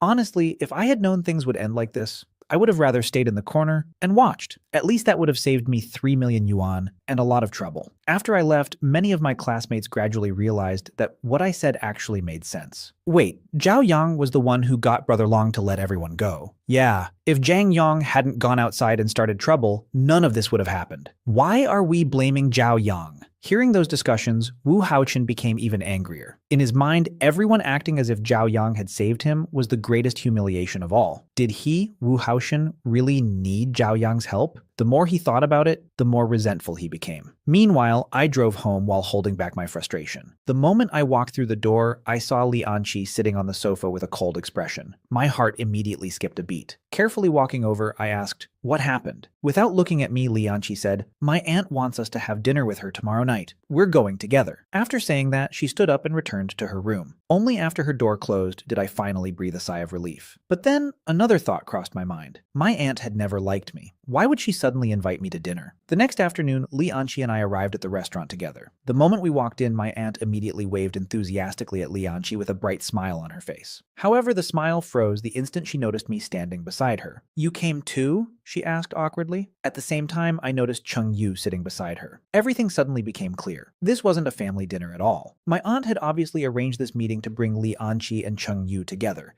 As for me, her so-called nephew-in-law, she hadn't taken me seriously from the very beginning. Looking annoyed, my aunt quickly pulled Li Anqi aside and whispered, "Why did you bring her with you?" "Auntie, didn't you invite us to dinner?" "What's wrong?" Li Anqi asked as she calmly sat down beside me, directly across from Cheng Yu. My aunt immediately became both anxious and irritated. Looking at me, she clearly wanted to say something harsh, but she swallowed the words back down. In her eyes, I was the kind of person who followed Li Anqi everywhere, completely lacking any ambition of my own. Chung Yu, however, acted as if none of it bothered him. He smiled and stretched out his hand toward Li Anqi. "Miss Li, we meet again." Before Li Anqi could respond, I suddenly reached forward and firmly grabbed Chung Yu's outstretched hand. Looking at him, I smiled and said, "Mr. Chung, I really didn't expect we'd meet again either." Chung Yu's expression immediately stiffened. He quickly pulled his hand back and frowned. Soon the dishes began arriving one after another. My aunt immediately picked up a piece of food and placed it into Li Anqi's bowl. "Anqi, this is the restaurant's signature dish. Xiao Yu specially ordered it for you. Hurry up and try it." Before Li Anqi could even react, I reached over with my chopsticks, picked the food out of her bowl, and stuffed it into my own mouth. After chewing for a moment, I nodded and said, "Not bad. It's actually pretty delicious." Young Master Chung really knows how to order food. Li Anqi immediately shot me an annoyed look. "All you know how to do is eat." Chung Yu glanced at me with obvious disdain before turning back to Li Anqi. "Miss Li, our company will be recruiting at your school tomorrow. If you're interested, or if there's anything you need help with, feel free to tell me." Then he smiled and added, "Last time I was only joking. If you ever want to join our company, I'd be happy to help." Before Li Anqi could respond, I immediately interrupted. "You should at least know your own value before talking about joining someone else's company." My aunt instantly glared at me in anger. Then she forced a smile and looked at Li Anqi. "Anqi, didn't you say recently that there were some financial matters you didn't understand? Xiao Yu definitely knows all about those things. Let him explain them to you." Chung Yu smiled modestly. "If there's anything you don't understand, I'd be happy to help." I immediately spoke up again. "Young Master Chung seems very knowledgeable. I happen to have a lot of questions too. Why don't you explain them to me first?" The moment I opened my mouth, my aunt's expression darkened. It was obvious that no matter what they talked about tonight, I was going to interrupt. Finally, she could not hold back anymore. Looking at me, she shouted, "Shut up!" I calmly looked back at her and said, "Auntie, weren't you always saying I lacked ambition? Young Master Chung is so outstanding. I'm just trying to learn from him." My aunt clenched her teeth, shot Chung Yu an apologetic glance, then suddenly stood up. Looking at me, she said, "Zhao Yang, come outside with me." I looked at the food in front of me and replied, "What is it now? I haven't even finished eating." "Come out right now," she snapped. Without waiting for my response, she grabbed my arm and dragged me outside. The moment we reached the corridor, my aunt exploded. "Do you know what you're doing?" she demanded angrily. "Chung Yu and Anqi were discussing important matters." I immediately laughed. "Important matters? You just want to create an opportunity for Chung Yu to get close to Anqi, don't you?" My aunt snorted coldly. "Look at yourself first. Do you really think you're worthy of Anqi?" Hearing that, I clenched my fists. "Auntie, you're an elder. Don't you think that's a bit too much?" "Too much?" she said mockingly. "You're completely useless. Not only can't you help Anqi, but now you want to ruin her future too. Do you know what kind of status Chung Yu has? Helping Anqi would be effortless for him. If she stays with you, she'll suffer for the rest of her life." I was stunned for a moment. "What future are you talking about?" My aunt looked at me as if I were hopeless. "You don't even know. Anqi has been busy setting up an educational institution recently. Right now, she urgently needs investment. Chung Yu can solve that problem with a single sentence, but you insist on interfering." Hearing that, I finally understood. So this was what Li Anqi had been busy with all this time. Just as I was thinking about it, the restaurant door opened, and both Li Anqi and Chung Yu walked out. Looking annoyed, Li Anqi said, "Auntie, something suddenly came up. I'm leaving." My aunt was completely caught off guard. Before she could react, Li Anqi turned toward me and said impatiently, "Why are you still standing there? Let's go." Without saying anything else, I immediately followed her out. Behind us, my aunt hurriedly turned to Chung Yu and said apologetically, "Young Master Chung, I'm really sorry. Anqi has always been very focused on her career. Please don't take it personally." Chung Yu smiled politely and waved his hand. "It's all right. We can always meet again another time." On the surface, he appeared generous and understanding, but I could clearly tell that he was extremely displeased inside. The more I thought about him, the more annoyed I became. "Just wait until you fall into my hands one day. I'll make you regret everything." Trying to calm myself down, I turned toward Li Anqi and asked, "I heard you've been busy setting up an educational institution lately." Li Anqi frowned slightly and glanced at me. "My aunt told you that?" I looked straight at her and asked, "Just answer me. Is it true or not?" Her expression immediately turned cold. "So what if it is? And so what if it isn't?" Then she looked at me suspiciously and continued, "Don't tell me you're thinking about getting into my institution through my connections. Let me make this clear. Don't even dream about it. What you should be doing right now is preparing your resume and finding a decent job at the recruitment fair in a few days." I nodded and replied, "Okay, I understand. Although she never answered directly, the truth was already obvious. Knowing Li Anqi's personality, I understood that she would never casually accept investment or help from other people. I wanted to help her, but I couldn't do it openly. Just then, I noticed the restaurant ahead and suddenly had an idea. Stop the car up there, Ya So, I said. Li Anqi immediately frowned. What are you going to do now? I quickly made up an excuse. The restaurant manager just messaged me. They're really busy tonight and asked me to work overtime. Hearing that, Li Anqi looked disgusted. How much overtime pay can a waiter even earn? You're still going to work this late at night? That's all you're good for. Quit that job before you embarrass me again. After you find a proper job in a few days, then we'll talk. She stepped on the brakes at the intersection and stopped the car. Walk over yourself. I don't want people seeing me dropping off a waiter. After getting out of the car, I watched her leave before heading toward the restaurant. The moment I stepped inside, Manager Li Chengli spotted me and hurried over with a huge smile. Mr. Zhao, what an honored guest. Why didn't you call ahead? I would have prepared a private room for you. I raised my hand and smiled. I'm not here to eat today. Actually, I have a personal matter I'd like your help with. Ever since she learned that I was an incredibly wealthy heir, Li Chengli had been doing everything she could to build a good relationship with me. The moment she heard that I needed help, her eyes lit up. She knew her opportunity had arrived. Mr. Zhao, please speak freely, she said immediately.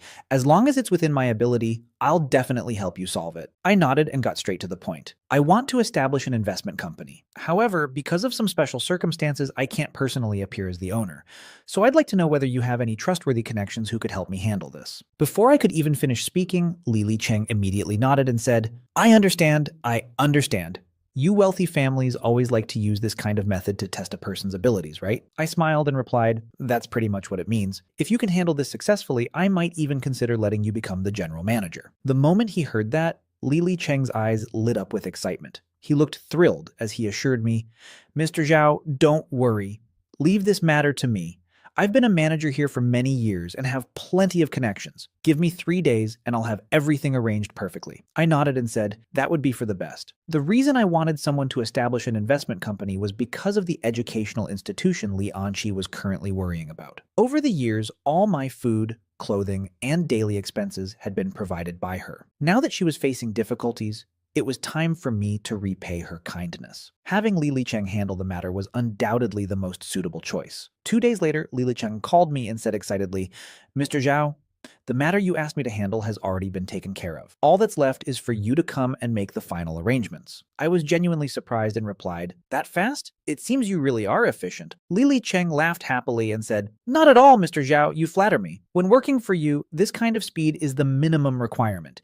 When do you have time to come take a look? Not wanting Li Anqi to keep running around because of this issue, I said, send me the address. I'll head over right now. Soon I arrived in front of a 5-story office building. Li Cheng was already waiting at the entrance. As soon as he saw me, he said, Mr. Zhao, this is the company I plan to acquire for you according to your requirements. What do you think? During our earlier discussions, I had already made it clear that the size of the company didn't matter. Speed was what mattered most, and direct acquisition was undoubtedly the fastest solution. Looking at the building, I asked, the entire building? Li Cheng nodded and replied, yes, if you feel it's not enough, we can look for another one. I shook my head and said, this is enough. The size of the company isn't important. He quickly agreed. Exactly. For an investment company, operational capability is what truly matters. Although their business performance is average, they have a complete and mature operating system. If we acquire them today, investments can begin immediately tomorrow. I nodded in satisfaction. That's even better. That's exactly the point I value. Li Cheng smiled and said, then I'll go bring the owner over so you can discuss everything face to face. I waved my hand and replied, go ahead, I'll look around first. While waiting, I casually wandered around the first floor and decided to take a look at the second floor. As I stood by the elevator,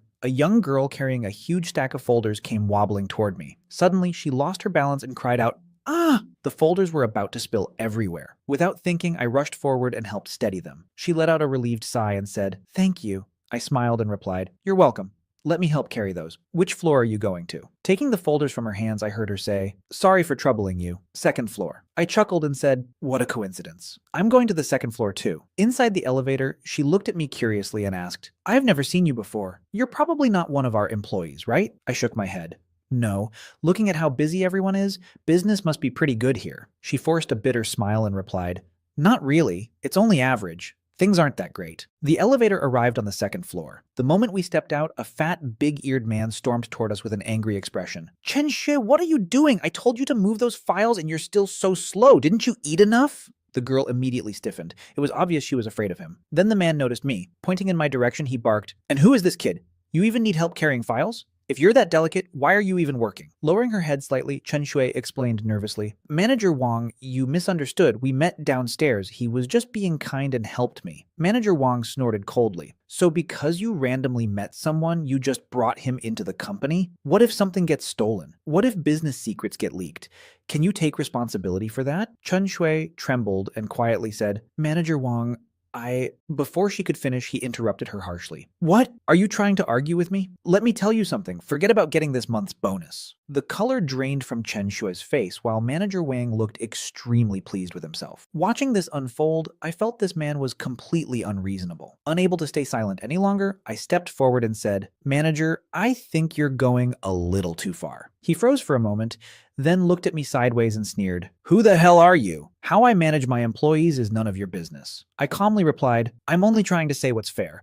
There's no need to bully a young girl like this." Manager Wang immediately snapped, "Do you have nothing better to do than meddle in other people's business?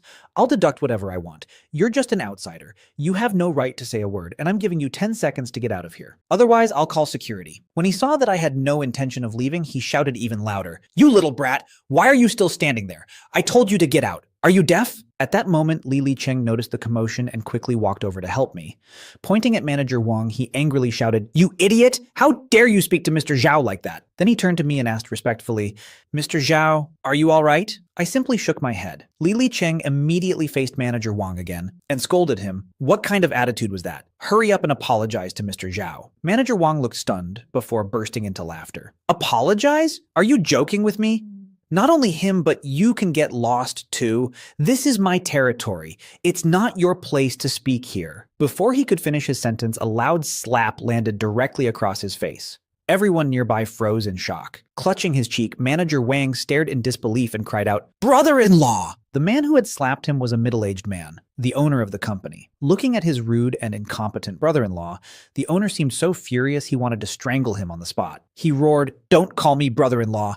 I don't have such a useless brother-in-law." Panicking, Manager Wang stammered, "Brother-in-law, they—" But the owner cut him off with another furious shout, "Shut up!" Then he quickly turned toward Li Cheng and said apologetically, "Brother Li, I'm truly sorry. My brother-in-law is a complete fool. Please don't take it to heart." Li Cheng merely snorted and replied, "I don't really care. The important thing is what Mr. Zhao thinks." The owner immediately looked toward me with a nervous expression and said respectfully, "You must be Mr. Zhao. I sincerely apologize for what happened just now." As the owner of this company, a chill ran through Manager Wang's entire body as he stared at me in a daze, filled with regret. I didn't pay any attention to him because I had more important matters to handle. Turning to Li Cheng, I asked, "How did the negotiations go?" Looking somewhat embarrassed, he replied, "Based on my earlier investigation, this company was actually worth acquiring, and I had a good discussion with the owner. I just never expected there would be a manager like this.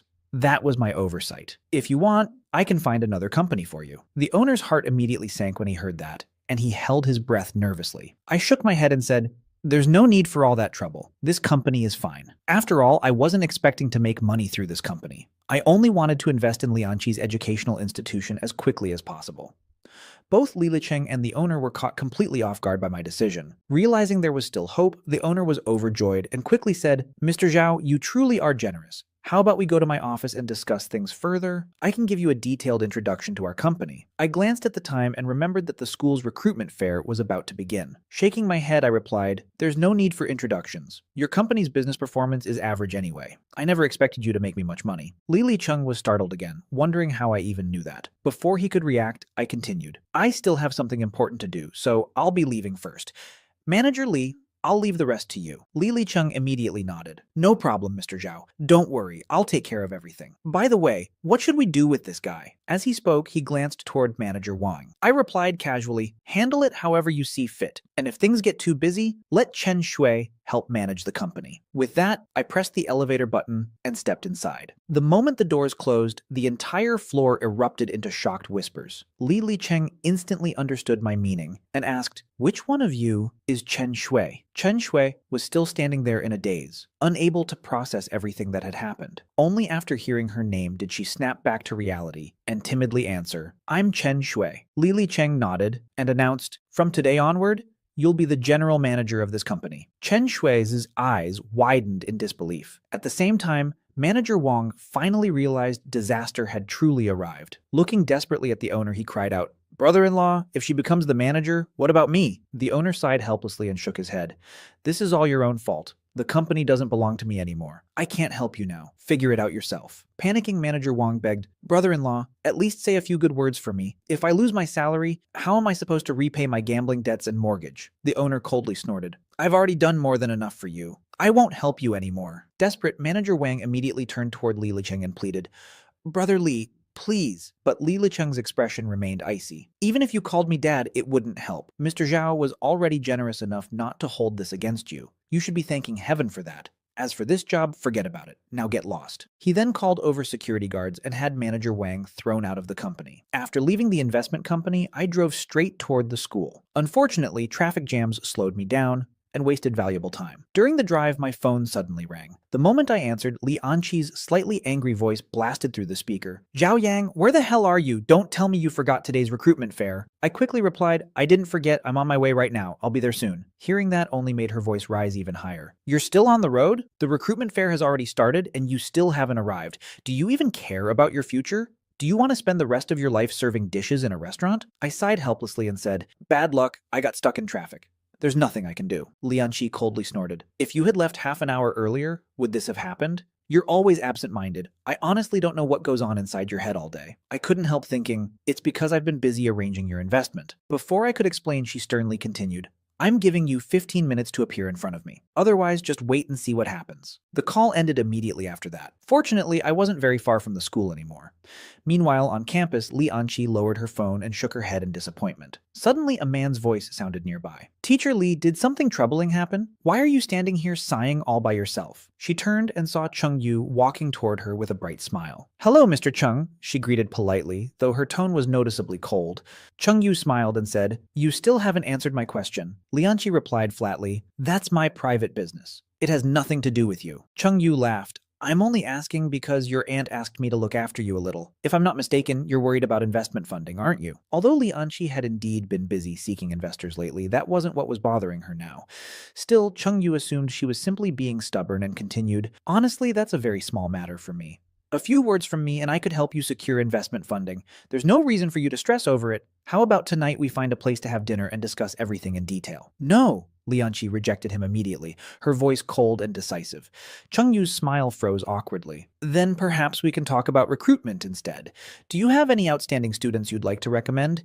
Any student you value will receive special treatment from our company." Li Anqi glanced at her watch and looked around repeatedly. It was obvious she wasn't listening to a word he said. At that same moment, I finally arrived at the school and began searching for her. After walking only a short distance, I overheard several female students whispering among themselves. "That's Chung Yu from Chengxi Group, right? Yeah, his family is rich, he's handsome, and he's the definition of a rich and handsome prince. I saw him talking with Teacher Li. Do you think they're dating? Very possible. They're talented and attractive. They look perfect together. I'm so jealous of Teacher Li. I wonder when I'll meet a rich second-generation heir like that." Following their gaze, I spotted Li Anqi and immediately walked toward her. The girls noticed me heading in that direction and looked annoyed, as if a beautiful scene was about to be ruined by an unwelcome intruder. One of them muttered, "What's this guy going over there for? He's just bothering Teacher Li." Another scoffed, "Seriously, why is the gap between Zhao Yang and young Master Chung so huge? Chung Yu is here recruiting employees today.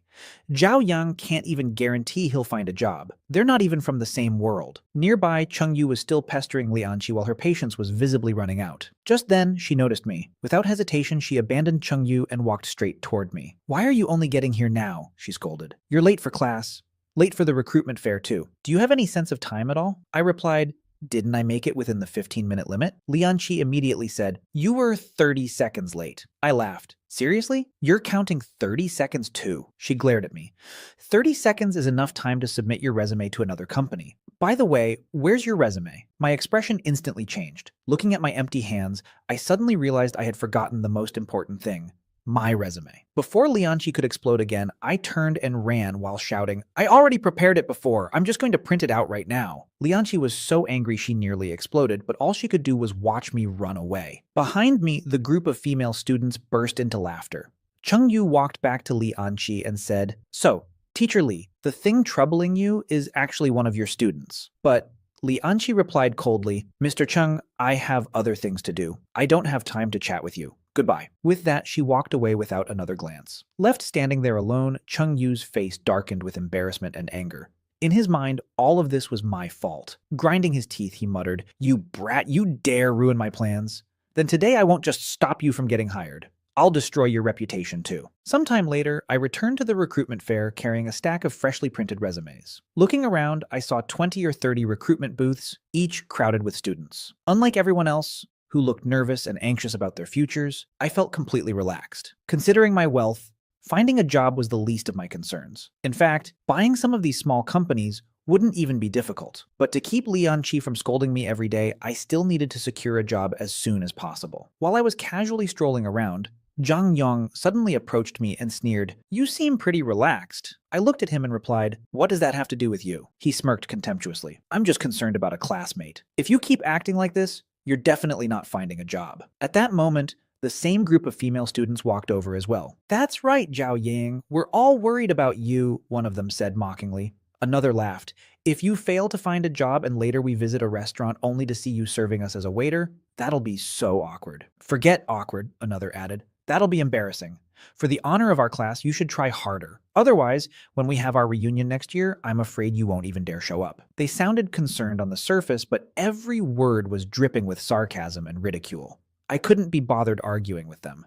Walking straight past them, I simply said, "Move," Zhang Yong scoffed. "Still acting cool. Let's see if anyone actually hires you." Another laughed. "After the recruitment fair ends, let's go ask him how many offers he got. That'll be fun." "Good idea," they all agreed, continuing to mock me. Ignoring them completely, I blended into the crowd. As I wandered around, I suddenly heard a familiar voice. "Little miss, I think you'd be perfect for our company. Why not give it a try?" The voice sounded slightly lecherous. "Hey, don't leave. Stay and chat a little longer." Turning my head, I saw Zhou Chang, someone I had met several times before. A smile appeared on my face as I walked over. Seeing someone approach, Zhou Chang casually waved his hand and said, "Not interested? Then go somewhere else." I cleared my throat and said, "Boss Zhou, I don't think that's a very good way to recruit people." Zhou Chang instinctively replied, "How I do things is none of your damn," but the moment he saw my face, he abruptly swallowed the rest of his words. His eyes widened as he exclaimed in a low voice, "It's you!" I smiled and nodded. "That's right. It's me. I'm here to apply for a job." The moment those words left my mouth, Zhou Chang's heart sank. Then he immediately forced a smile and said, "My apologies." "Let's go," Zhou Chang said abruptly before turning around and leaving. The interviewers looked at each other in confusion, but they could only follow his orders and leave as well. I was left standing there completely baffled.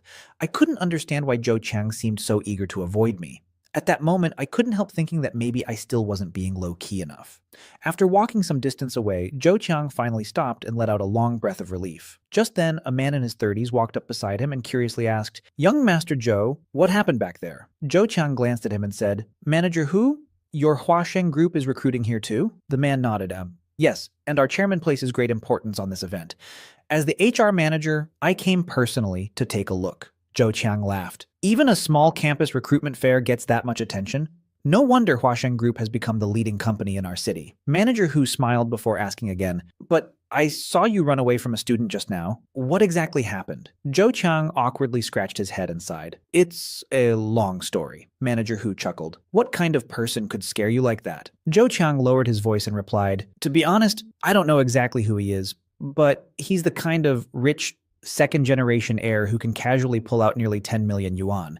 Just imagine what level of person that must be." Manager Hu was stunned. "Really? He looked pretty ordinary to me. He didn't seem rich at all." Zhou Chang immediately replied, "What? Are you doubting my judgment?" Manager Hu shook his head. "Not at all. Rich young masters recognize their own kind better than anyone. I just find it strange." Zhou Chang nodded knowingly. "Among wealthy heirs, plenty of them have weird hobbies. Some even like pretending to be poor students so they can chase girls." Manager Hu laughed. "I have actually heard stories like that before. But which family is that kid from?" Zhou Chang shook his head. "I've met most of the rich heirs in our city at least once, but I've never heard of him before. All I know is that his name is Zhao Yang, and he's probably from the neighboring city." Hearing that, Manager Hu's eyes widened. "His surname is Zhao, and he's from the neighboring city?" He paused before suddenly saying, "Could he be the legendary illegitimate son of the chairman of Jiaoteng Group?" Even Zhou Chang couldn't help nodding. "Yeah, that's actually very possible." Manager Hu thought for a moment and then smiled. "If that's really the case, then I need to seize this opportunity. Zhou Chang looked puzzled. What do you mean? Manager Hu explained, Young Master Zhou, you may not know this, but our group is currently preparing for a major project. We're hoping to form a powerful partnership with Zhao Teng Group. If I can use the chairman's illegitimate son to help facilitate that cooperation, it would be a huge achievement for me. Zhou Chang wasn't interested in business matters and shrugged. But we're only guessing. What if we're wrong? Manager Hu laughed. Even if we are wrong, he's still a rich heir, isn't he? Building a good relationship with someone like that can never hurt. Zhou Chang smiled. You really are sharp. Manager Hu grinned and said, in any case, thank you for the information. I need to handle this quickly before another company recruits him first. Zhou Chang waved his hand. Go ahead. As Manager Hu walked away, he carefully considered how to approach me. After all, if I really was an illegitimate son, it would be an extremely sensitive matter that needed to be handled delicately. Meanwhile, I knew absolutely nothing about all of this and continued searching for opportunities. Suddenly, a familiar voice called out, Isn't this Zhao? If you're looking for a job, why not come take a look at our company? I looked up and saw Cheng Yu waving at me. Honestly, I didn't want to deal with him at all, but out of the corner of my eye, I noticed Li Anqi watching me from not too far away. For some reason, a chill ran down my spine.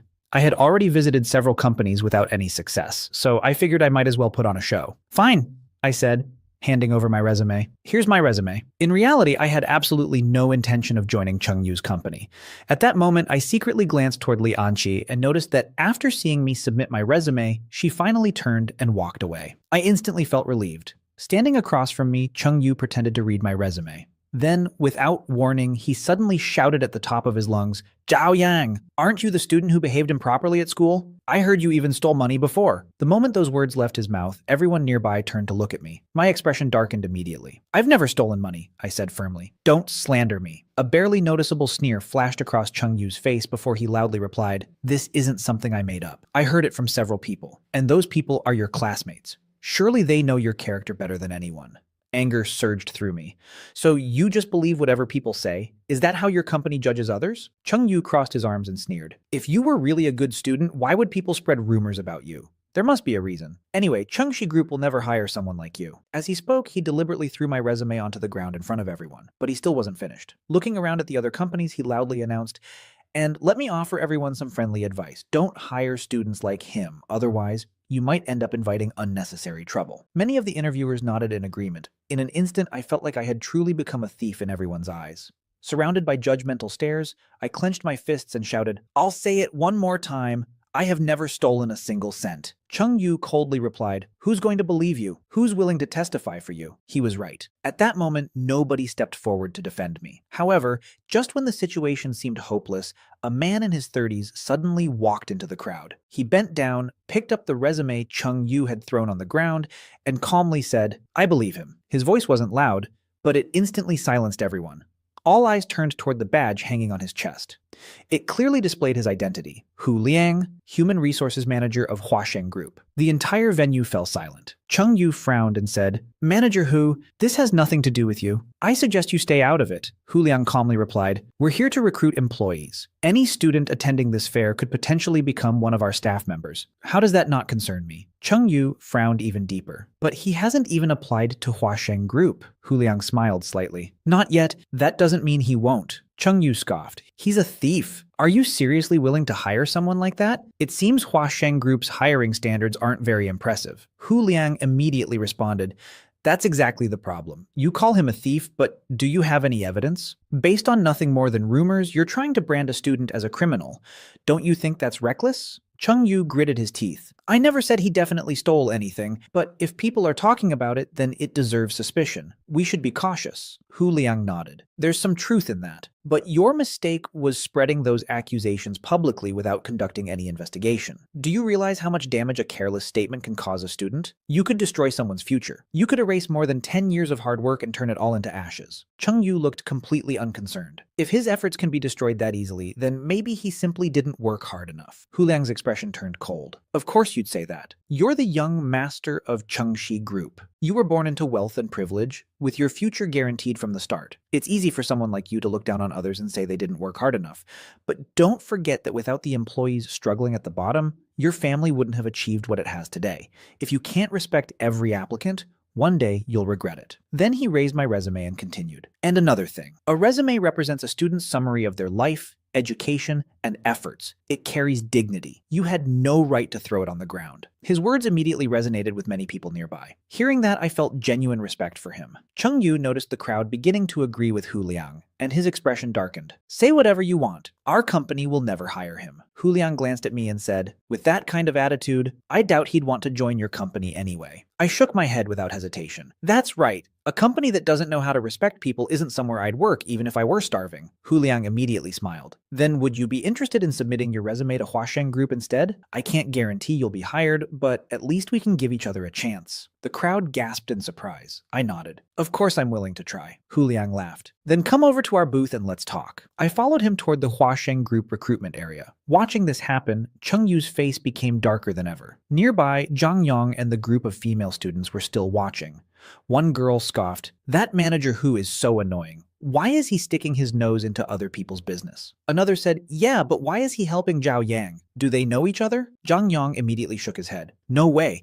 Zhao Yang is just a poor guy. If he really knew manager Hu, he would have applied directly to Huasheng Group from the start." Another girl nodded. "Even if he submits a resume, there's no way he gets accepted, right?" Zhang Yang smirked. "Definitely not. His grades and performance don't meet their standards at all." As they continued talking, they somehow regained their sense of superiority. Meanwhile, after reaching a quieter area, I sincerely said, "Manager Hu, thank you for what you did just now." Hu Liang smiled warmly. "It was nothing. No need to thank me. But I knew things weren't that simple. Even so, you offended Chung Yu because of me. Won't that cause trouble for you?" Hu Liang shook his head confidently. "I'm a manager at Huasheng Group, and our chairman trusts me very much. You don't need to worry about me." I nodded with relief. "That's good. But I'm still curious. Why did you help me?" Hu Liang smiled faintly. "Because my family was poor too. I climbed up from being a poor student myself. I was bullied by rich heirs when I was younger, and back then, nobody stood up for me. I understand exactly how you feel. So when I saw what was happening today, there was no way I could ignore it." Hearing that, I felt genuine admiration. I see. People like you are rare these days. Deep down, Hu Liang felt a little guilty because that wasn't his true reason, but he didn't show it. Instead, he suddenly put on a serious face and said, "Still, business is business. Helping you doesn't mean Huasheng Group will hire you. Everything must go through the proper process." I nodded. "I understand." Together, we returned to the Huasheng Group booth, which was still packed with applicants. Hu Liang patted my shoulder and said, "Go line up. I have other things to handle. Do your best. Hopefully, you'll have a chance to join our company." Then he turned and left. After waiting in line for quite some time, I finally sat down in front of an interviewer. The interviewer asked me several questions before nodding. "All right, I have a general understanding of your situation now. Go back and wait for our decision." I stood up and replied, "Thank you." Not long after I left, Hu Liang found that interviewer and quietly instructed him, "Keep Zhao Yang's resume safe. Put him on the pending list." The interviewer looked confused and said, "But that kid seemed completely ordinary. He doesn't meet our requirements at all." "That's not something I get to decide," Hu Liang replied. After leaving the Huasheng Group booth, I found a quiet corner and called Li Chung. "Manager Li, how are things on your side?" He immediately replied, "Everything's been taken care of." Hearing that, I nodded and said, "Good. I have a company that needs an investment. I want you to handle it." Li Cheng answered without hesitation, "No problem, Mr. Zhao. Just tell me what you need, and I'll make sure it gets done." After that, I explained Lianqi's situation and her educational startup in detail, asking him to move as quickly as possible. Once the call ended, I finally let out a relieved sigh. At least that problem was solved. Not long afterward, while I was walking around campus, Lianqi's familiar voice rang out again. "Zhao Yang, why are you wandering around here? Have you even talked to all those companies yet?" I turned around helplessly and replied, "Most of them." Her brows immediately furrowed. "You said most. With your grades, if you don't give it everything you've got, how can you possibly get a chance?" I sighed and said, all right, I understand." She crossed her arms and snapped, "If you understand, then hurry up. You should apply to every single company here. If you can't find a job, then just wait and see." Deep down, I thought, are you planning to murder your future husband or something? Of course, there was no way I would dare say that out loud. Just as I was about to slip away, her phone suddenly rang. She looked at the unfamiliar number with a slight frown, but answered anyway. "Hello?" A voice came from the other side. "Hello, is this Miss Li Enchi?" "Yes, it is. I heard you're planning to establish an educational institution and are currently looking for investment funding." Lianqi's eyes instantly lit up. "That's right. May I ask who you are?" The caller replied, "I'm from Dongshin Investment Company. We're interested in investing in educational startups. If you're interested, perhaps we can arrange a meeting." Excitement flashed across her face. "Of course. How about tonight at 8 o'clock at Jinyan Restaurant? No problem, we'll discuss everything there. After a few more polite exchanges, the call ended. Almost immediately, the tension on her face eased. Standing beside her, I heard the restaurant name and instantly knew the caller had been Li Cheng. Seeing the relief in her eyes made me feel strangely satisfied. But before I could enjoy the moment, Li Anqi glared at me again. Why are you still standing there? The recruitment fair is almost over. Hurry up and keep applying. I cursed inwardly, but obediently grabbed my resumes and continued pretending to search for jobs. By the time the recruitment fair finally ended in the evening, I felt completely liberated. As I walked out of the school gate, I ran into Zhang Yang and several classmates again. This time, Xu Lingling was with them as well. She smiled smugly and asked, "So, Zhao Yang, how did your job hunting go today?" I frowned. It's not like companies give results instantly. If you ask me, who am I supposed to ask? Xu Lingling pretended to be surprised. Oh, so you don't know right away? I wouldn't know. I never had to apply anywhere. One of the girls beside her said enviously, Lingling is lucky. As soon as she graduates, she can work at her cousin's real estate company. Xu Lingling proudly lifted her chin. Of course, but don't worry. Once I establish myself there, maybe I can help some of you get in too. The girls immediately became excited. One of them laughed and asked, Then Zhang Yang doesn't need to worry about work either, right? Jing Yang smirked. Naturally. My dad already arranged everything for me. It's not like certain people who spent the whole day looking for work and still might not get hired anywhere. Pretty pathetic if you ask me. Xu Lingling nodded. That's the difference between people. Another girl added sarcastically, well, to be fair, Zhao Yang was invited over by manager Hu from Huasheng Group. Maybe he has connections and is already guaranteed a position. I immediately shook my head. Don't misunderstand. I have no relationship with manager Hu at all. I applied there through the normal process. There's no shortcut involved. Zhang Yang laughed. So even though he helped you earlier, he never intended to hire you. That means you got excited for nothing. Xu Lingling covered her mouth dramatically. That's so tragic. Everyone burst into laughter. I shook my head and prepared to leave, but Xu Lingling suddenly called out, Wait a second, my cousin wants to see you. I stopped and asked, Wu Haoshan, what does he want with me? She shrugged. How should I know? He just told me to make sure you stayed here. I was about to refuse when a white Audi suddenly pulled up nearby. Wu Haoshan stepped out of the car. The girls immediately started admiring it. Wow, your cousin's car is so cool. Xu Lingling smiled proudly. With his wealth, driving this is already considered low-key. Another girl laughed. Compared to your father's Rolls-Royce Phantom, it's still several levels lower. Every time her father's luxury car was mentioned, Xu Lingling looked incredibly pleased with herself. I couldn't help smiling helplessly. Seeing that, she glared at me. What are you laughing at? My dad's car is something you couldn't even afford a tire for after working your entire life. Wu Haoshan walked over and greeted everyone except me. It was obvious he was deliberately ignoring my existence. I coughed lightly and said, Didn't you say you wanted something from me? Only then did he pretend to notice me. Oh, sorry. You're not very noticeable, so I didn't even see you. He smiled before continuing. I actually came here for something important. As he spoke, he pulled a thin card from his pocket and held it out toward me. It didn't look like a business card. It seemed more like a special invitation. I didn't take it immediately and asked, What's this? Wu Haoshan explained, It's an invitation to a banquet. Last time you helped us solve a problem, so we wanted to thank you by inviting you. I frowned. What kind of banquet? He waved his hand casually. Nothing special, just a gathering with lots of good food. It's free, so why not come enjoy a nice meal? After hesitating for a moment, I accepted the card. Honestly, I only took it because I wanted him to stop bothering me. Wu Haoshan smiled. That's more like it. Then we'll see you tomorrow night. The time and location are written on the card. I shrugged. I'll see. I might not even be free tomorrow. All right then. With that, I finally managed to leave. Not long after driving away from school, I received another call, this time from Li Cheng. Mr. Zhao, do you have time later? There are still some documents that require your signature. Sure, I was planning to come by anyway. The truth was, I also intended to visit Jinyan Restaurant. Even though I trusted Li Cheng, I still wanted to personally witness Li Anqi successfully securing her investment before I could truly relax. At 7:30 that evening, I arrived at the restaurant. Mr. Zhao, you're here. Please come in. Li Cheng had just walked outside and immediately greeted me. The restaurant recently added several new dishes. Since you haven't eaten yet, we can discuss company matters over dinner. I shook my head. Has Li Anqi arrived yet? Not yet. Good. Arrange a private room as close as possible to where you'll be meeting her. And remember, don't let her know I'm here. At exactly 8 o'clock, Li Anqi arrived as scheduled and entered the private room next to mine. Through the thin wall separating us, I could hear everything clearly. Manager Li, these are my company's documents. Please take a look. Li Cheng accepted the paperwork and briefly examined the numbers. Miss Li, according to your proposal, you're seeking an investment of 700,000 yuan. Nervously, she nodded. Yes. Before coming here, she had already prepared herself mentally. Even if she only secured 500,000, it would still solve her immediate problems. After a brief silence, she carefully asked, Manager Li, What do you think? Suddenly, Li Cheng shook his head. Her heart instantly sank. I know my company is still new. If you think 700,000 is too much, perhaps we can lower it a little. Before she could finish, Li Cheng interrupted her. No, it's too little. Li Anqi froze. What? Li Cheng smiled. We're willing to invest 2 million yuan. For a moment, she thought she had heard wrong. 2 million? That's right. 700,000 is only enough to solve your short-term problems. It's far too little. The investment amount had increased by more than double. Naturally, Li Anqi was thrilled, but the surprise was so overwhelming that she could hardly believe it.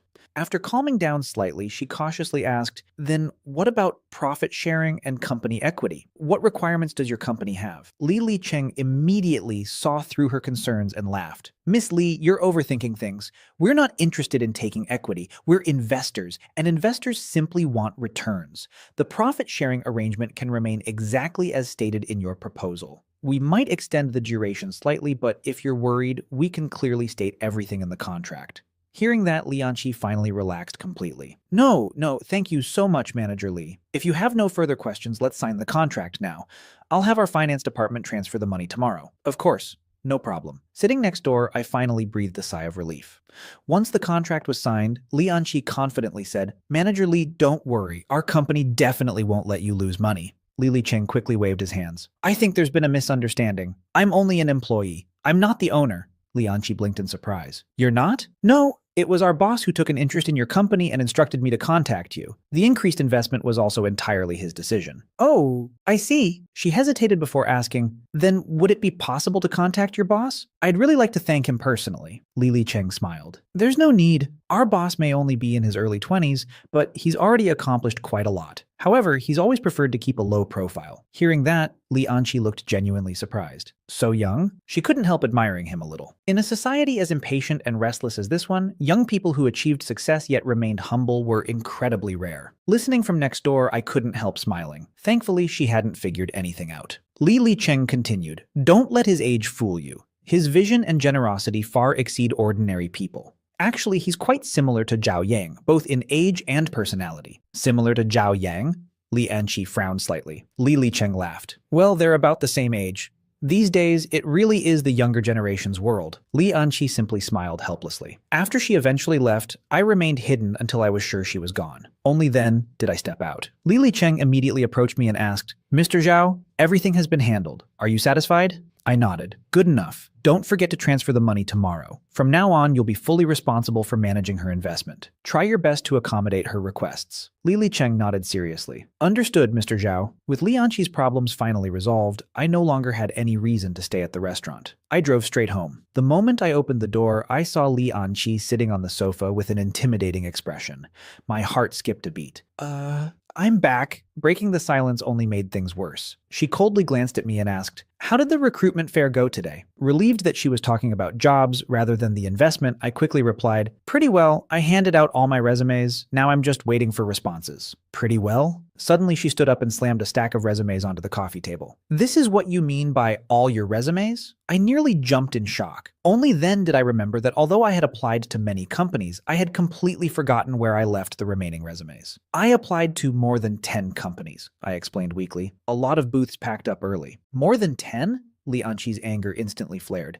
Do you know how difficult it is for university students to find jobs these days? If you had arrived on time, would you have missed those opportunities? The more she spoke, the angrier she became. If another teacher hadn't picked up your resumes and returned them to me, I wouldn't even know how careless you were being. Standing by the door, I quietly muttered, Who even needs that little bit of money anyway? Unfortunately, she heard me. What did you just say? My heart instantly froze. Zhao Yang, let me tell you something. When graduation comes, if you still don't have a job, don't expect a single cent from me. I instinctively replied, I wasn't asking you for money. What did you say? Her voice rose again. Realizing the danger, I immediately surrendered. Nothing.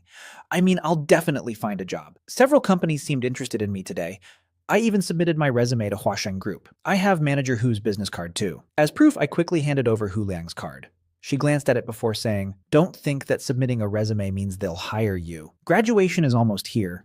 Start taking this seriously. I know. Maybe I'll even get into Huasheng. You? Li Anqi frowned. Stop daydreaming and focus on reality. Then she suddenly narrowed her eyes. By the way, where did you go after the recruitment fair? Why did you come home so late? My heart skipped again.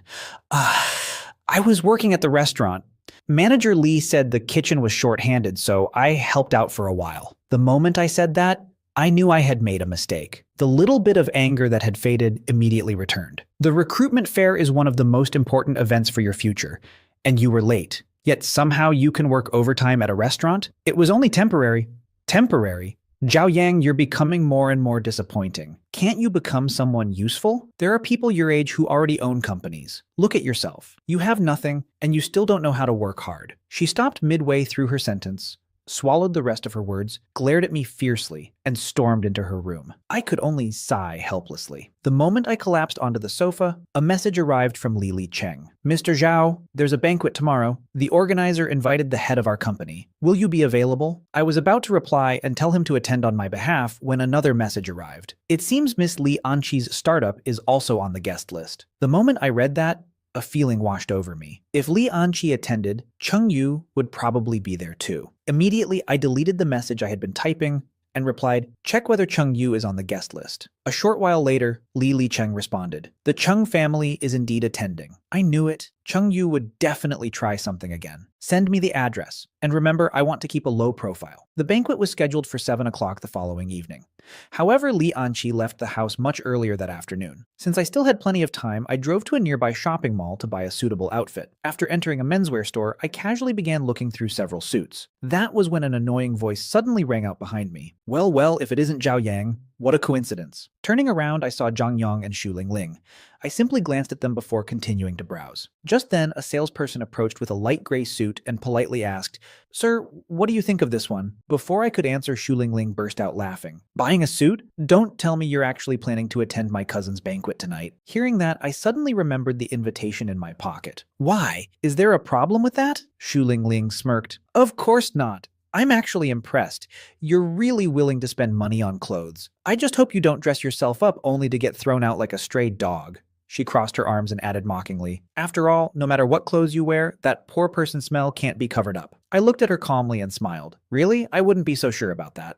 There's only one left, and this gentleman saw it first, the salesperson said apologetically. Zhang Yong immediately sneered and asked, how much is that suit? The salesperson replied, after the discount, it's 4,600 won. Zhang Yong smirked and said, then I suggest you sell it to me. There's no guarantee he even has that much money in his pocket, so don't waste your time. Xu Ling joined in with a fake smile. Don't say that. Zhao Yang has a job now, doesn't he? Since he's working at a restaurant, he should be able to afford one suit, right? Even though she sounded like she was defending me, every word was dripping with contempt. Then she added, but honestly, Zhao Yang, I think you should forget about this suit. With a waiter's temperament, even the best clothes would be wasted on you. Zhang Yong suddenly slapped his forehead and laughed. Oh, right. I almost forgot you work in a restaurant now. The salesperson looked increasingly uncomfortable and cautiously said, Sir, perhaps you'd like to look at some other options? Our store policy is to prioritize customers who arrived first. I waved my hand casually. It's fine. Let him have this suit. Then I glanced at the price tag and added, to be honest, I'm not very satisfied with the price. The moment I said that, everyone froze. Not satisfied? Zhang Yong burst out laughing. Zhao Yang, have 2 days of waiting tables turned you stupid? Even the salesperson looked confused. Xu Ling folded her arms and said mockingly, all right then, Zhao Yang, tell us, how expensive a suit do you want? Let us broaden our horizons. I calmly asked the salesperson, do you have anything over 50,000? Before the salesperson could answer, Zhang Yong and Xu Ling laughed even harder. Finally, the salesperson explained, sorry, sir, the most expensive suit in our store is only 12,000 yuan. Hearing that, she suddenly understood why I had spoken so confidently. Xu Ling nearly choked, trying not to laugh. What, you think 12,000 yuan is cheap? I looked at her calmly and asked, is 12,000 yuan expensive? She immediately replied, of course not. I nodded. Exactly. Compared to 4,600 yuan, it's only a little more expensive. The moment I said that, Xu Ling's face turned red. Who said we think it's expensive? I shrugged. Then why are you buying a 4,600 yuan suit? If it were me, I'd obviously buy the better one. Zhang Yong instantly became annoyed. Then buy it! Anyone can brag. I chuckled. So you admit you were only bragging too? Here I thought you two were actually capable of something. Then I turned toward the salesperson and said, please pack up the most expensive suit, I'll take it. Looking back at Xu Ling, I added with a faint smile, apparently they can't afford it. Those words immediately ignited her temper. Pack me one too, she snapped. It's only 12,000 yuan. Zhang Yong froze and immediately tugged at her sleeve, but she slapped his hand away. What are you standing there for? Buy it! The salesperson quickly wrapped up the suit and brought it over. Miss, please proceed to the register. Shu Lingling proudly looked at Jiang Yong. Go pay. Jiang Yong's expression immediately turned awkward. Lingling, what? She asked impatiently. After hesitating for a long time, he finally whispered, I don't have enough money on my card. Shu Lingling's face instantly changed. Furious, she glared at him. But things had already gone too far to back down now. Gritting her teeth, she quietly pulled out a bank card and slipped it into his hand. The password is my birthday. Don't forget to pay me back. Only then did Jiang Yong reluctantly follow the salesperson to the register. Shu Lingling immediately turned back to me with a mocking smile. Well, didn't you say you were buying one too? The salesperson has been waiting forever. Don't tell me you're suddenly broke now. Were you just wasting everyone's time? Jiang Yong returned and laughed. Yeah, earlier you were talking about 50,000 yuan suits. Now you can't even afford a cheaper one. I simply smiled and replied, why would I buy it now? Because you can't afford it, Shu Lingling scoffed. At that moment, the salesperson suddenly spoke up. Actually, there's something you should know. We only had one of these suits in stock. Everyone froze. What? Shu Lingling and Jiang Yong shouted at the same time. Looking at their stunned faces, I couldn't help smiling. The truth was, the moment I entered the store, I had already noticed that 12,000 yuan suit sitting beside a sign that clearly read, only one available. At some point, I had accidentally knocked the sign over. I never expected it would end up helping me. What I definitely hadn't expected was for Shu Lingling and Jiang Yong to fall for it so easily without even checking the suit properly. Watching their ugly expressions, I simply turned around and walked out of the store. Their faces looked absolutely terrible. After leaving, I entered another boutique and picked out a suit I genuinely liked. People always said clothes make the man, and now I understood why. I usually wore loose sportswear, but the moment I put on a properly tailored suit, my entire aura seemed to change. Once I was satisfied with my appearance, I drove straight toward the hotel hosting the banquet. To avoid attracting attention, I parked some distance away and walked the rest of the way. However, the moment I reached the entrance, security stopped me. Sir, please show your invitation. I paused for a moment before saying, my name is Zhao Yang. My name should be on the guest list. I don't have the invitation with me right now. Can I go in first? The guard shook his head. Sorry, sir. We don't have a guest list here. Left with no choice, I started searching for Li Cheng. Unfortunately, I couldn't find him anywhere. I called him several times, but his phone was unreachable. Just then, Wu Haoxin arrived. At first, he didn't recognize me. But as he got closer, his expression changed. Well, isn't this Zhao Yang? He said with a mocking smile. Or should I say, young Master Zhao? Even though he used a respectful title, the contempt in his voice was obvious. I glanced at him and said nothing. Looking at the guards, he asked loudly, what's going on? Why aren't you letting young Master Zhao inside? One of the guards explained, this gentleman doesn't have an invitation. A sly smile immediately appeared on Wu Haoxin's face. Back when he invited me, he had only told me the location and intentionally never gave me the actual invitation. Ah, so that's the problem, he said. Young Master Zhao, I understand. You wanted to come experience upper-class society. But if you've never attended events like this before, you should know that without an invitation, nobody gets in. I frowned. Who said I don't have one? I just didn't bring it. Wu Haoxin burst out laughing. Really? Then where is it? At home? Do you need me to drive you back to get it? Just then, another car arrived. The door opened and Li Anqi stepped out wearing a stunning black evening gown. Even I was momentarily stunned. She looked incredible. At the same time, she spotted me and frowned. Why are you here? She asked coldly. I came with Manager Li, I explained. He just hasn't arrived yet. Before Li Anqi could respond, Wu Haoxin immediately interrupted.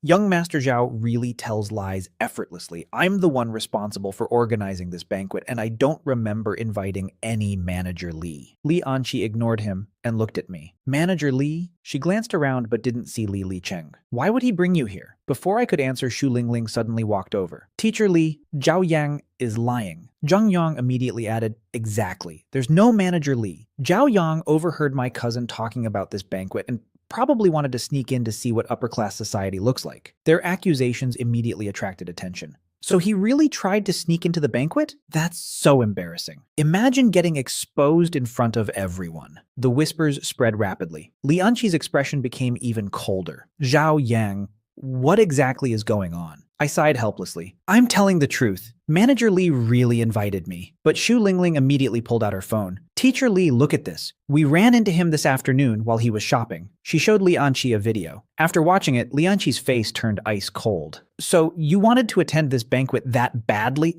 She asked angrily. You've got it all wrong, I quickly said. That video doesn't show what really happened. Enough, she snapped. The video can't lie. Are you saying that isn't you? I clenched my teeth. What I said is real, but there's a reason behind it. What possible reason could justify this? She demanded. It's just a banquet.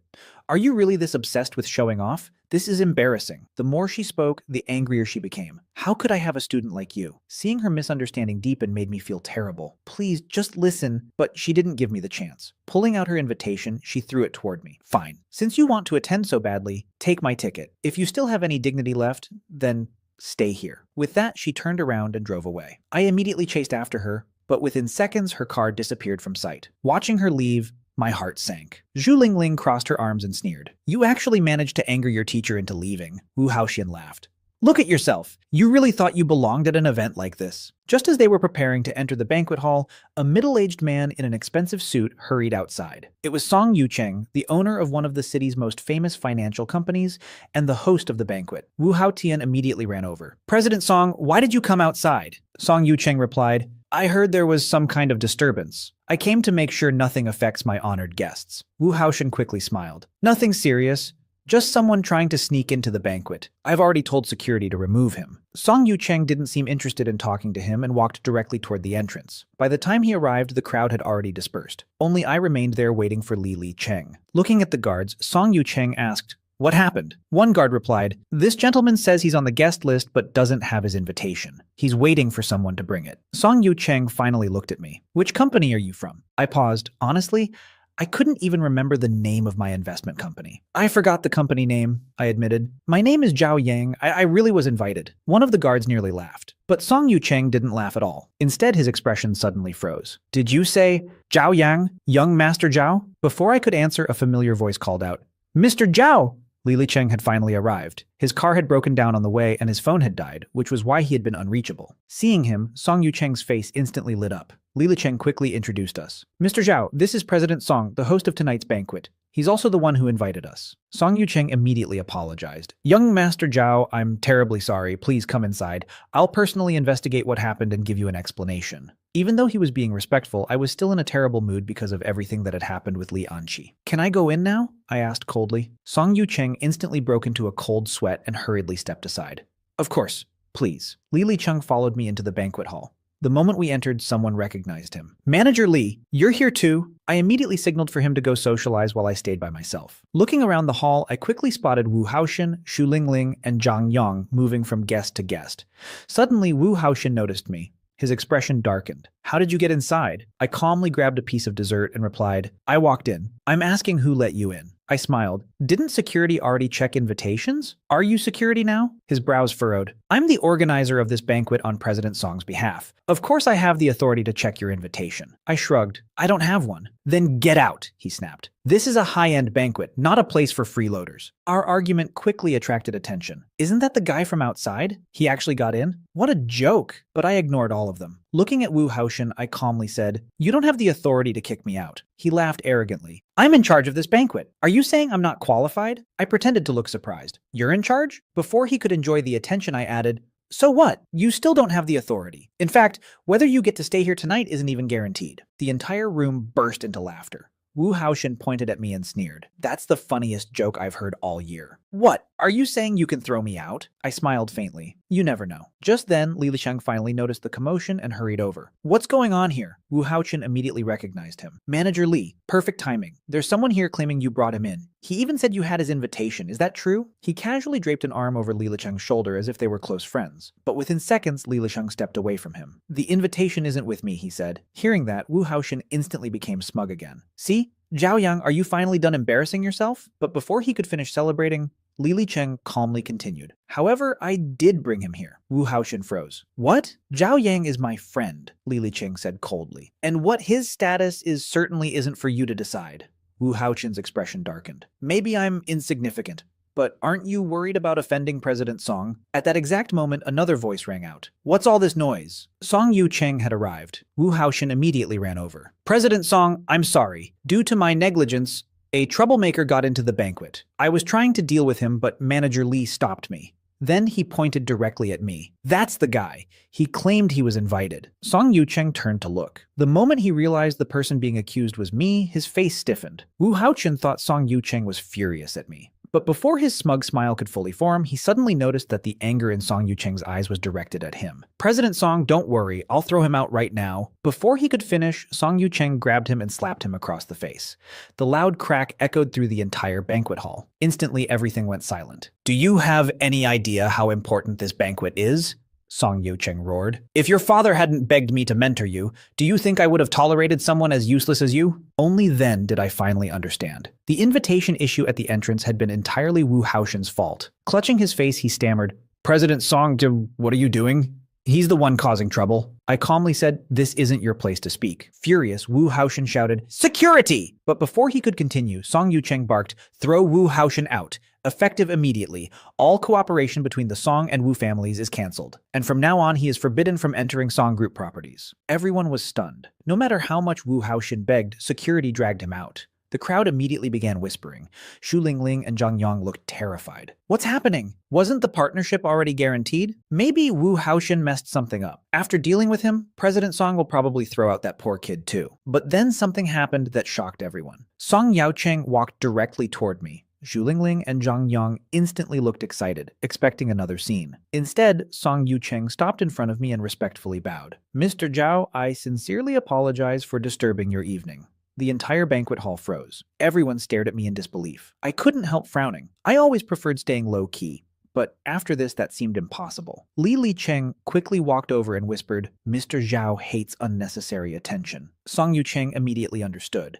Without missing a beat, he grabbed my hand and loudly said, "Little uncle, how have you been recently?" Then he turned toward the crowd and explained, "This is a distant relative of mine. He may be young, but his seniority in the family is very high." It took me a second to understand what he was doing. Somehow I had suddenly acquired a middle-aged nephew. I could only laugh helplessly and say, "I've been fine, you should go greet your guests." The crowd finally relaxed. Thinking I was merely Song Yucheng's relative, they no longer found the situation strange. Xu Lingling and Zhang Yang, however, looked absolutely miserable. Neither dared stay any longer, and they quickly slipped away. Soon, countless people approached me after learning I was supposedly related to Song Yucheng. I hated that kind of attention, so I let Li Cheng handle most of it. Honestly, I was starting to regret attending at all. Seeing my discomfort, Song Yucheng quietly came over and said, "Mr. Zhao, I'm truly sorry about what happened." I shook my head. "I understand why you did it. As for the cooperation project, Manager Li already explained most of it to me, but I'm really not in the mood to discuss business tonight. Let's talk another day." Song Yucheng was smart enough to understand. Pushing too hard would only make me dislike him, so he personally escorted me outside. As he watched me drive away, he let out a long sigh. Meanwhile, Wu Haoqian sat in his car, his face twisted with resentment. In his mind, everything that had happened was my fault. Clenching his fists, he swore he wouldn't let this go. After leaving the banquet, I returned home. To be honest, I was nervous. Li Anqi's misunderstanding had only gotten worse, and I had no idea how angry she would be. But when I opened the door, the house was completely dark. She wasn't home. She hadn't attended the banquet, and she hadn't returned here either. Where could she have gone? After thinking for a moment, I turned around and left again. Driving toward the business district, I soon arrived outside an office building. Sure enough, Lianqi's car was parked downstairs. This was where her company was located. I had no intention of disturbing her. I only wanted to wait nearby and quietly make sure she got home safely. But after only a few minutes, another car pulled up, a Mercedes. The person who stepped out immediately caught my attention. Cheng Yu. What was he doing here? Before he could even reach the entrance, Li Anqi walked out of the building. The moment she saw him, her brows knitted together. "Do you need something?" she asked. Cheng Yu smiled. "Nothing important. I was passing by and noticed your office lights were still on. I figured you were working late and wanted to check on you." Her expression became even colder. "I have things to do. I'm leaving." She tried to walk toward her car, but Cheng Yu quickly blocked her path. "Anqi, I heard you secured your investment. I'm genuinely happy for you. Let me take you to dinner and celebrate." "No need. I still have work to do," she replied in Pal. The moment Cheng Yu saw how Li Anqi treated me, a wave of excitement flashed through his heart. Smiling smugly, he said, "Zhao Yang, aren't you working as a waiter at Jinyan restaurant now? Don't they provide dinner there?" I didn't even glance at him. Instead, I continued talking to Li Anqi as if he didn't exist. "Come on.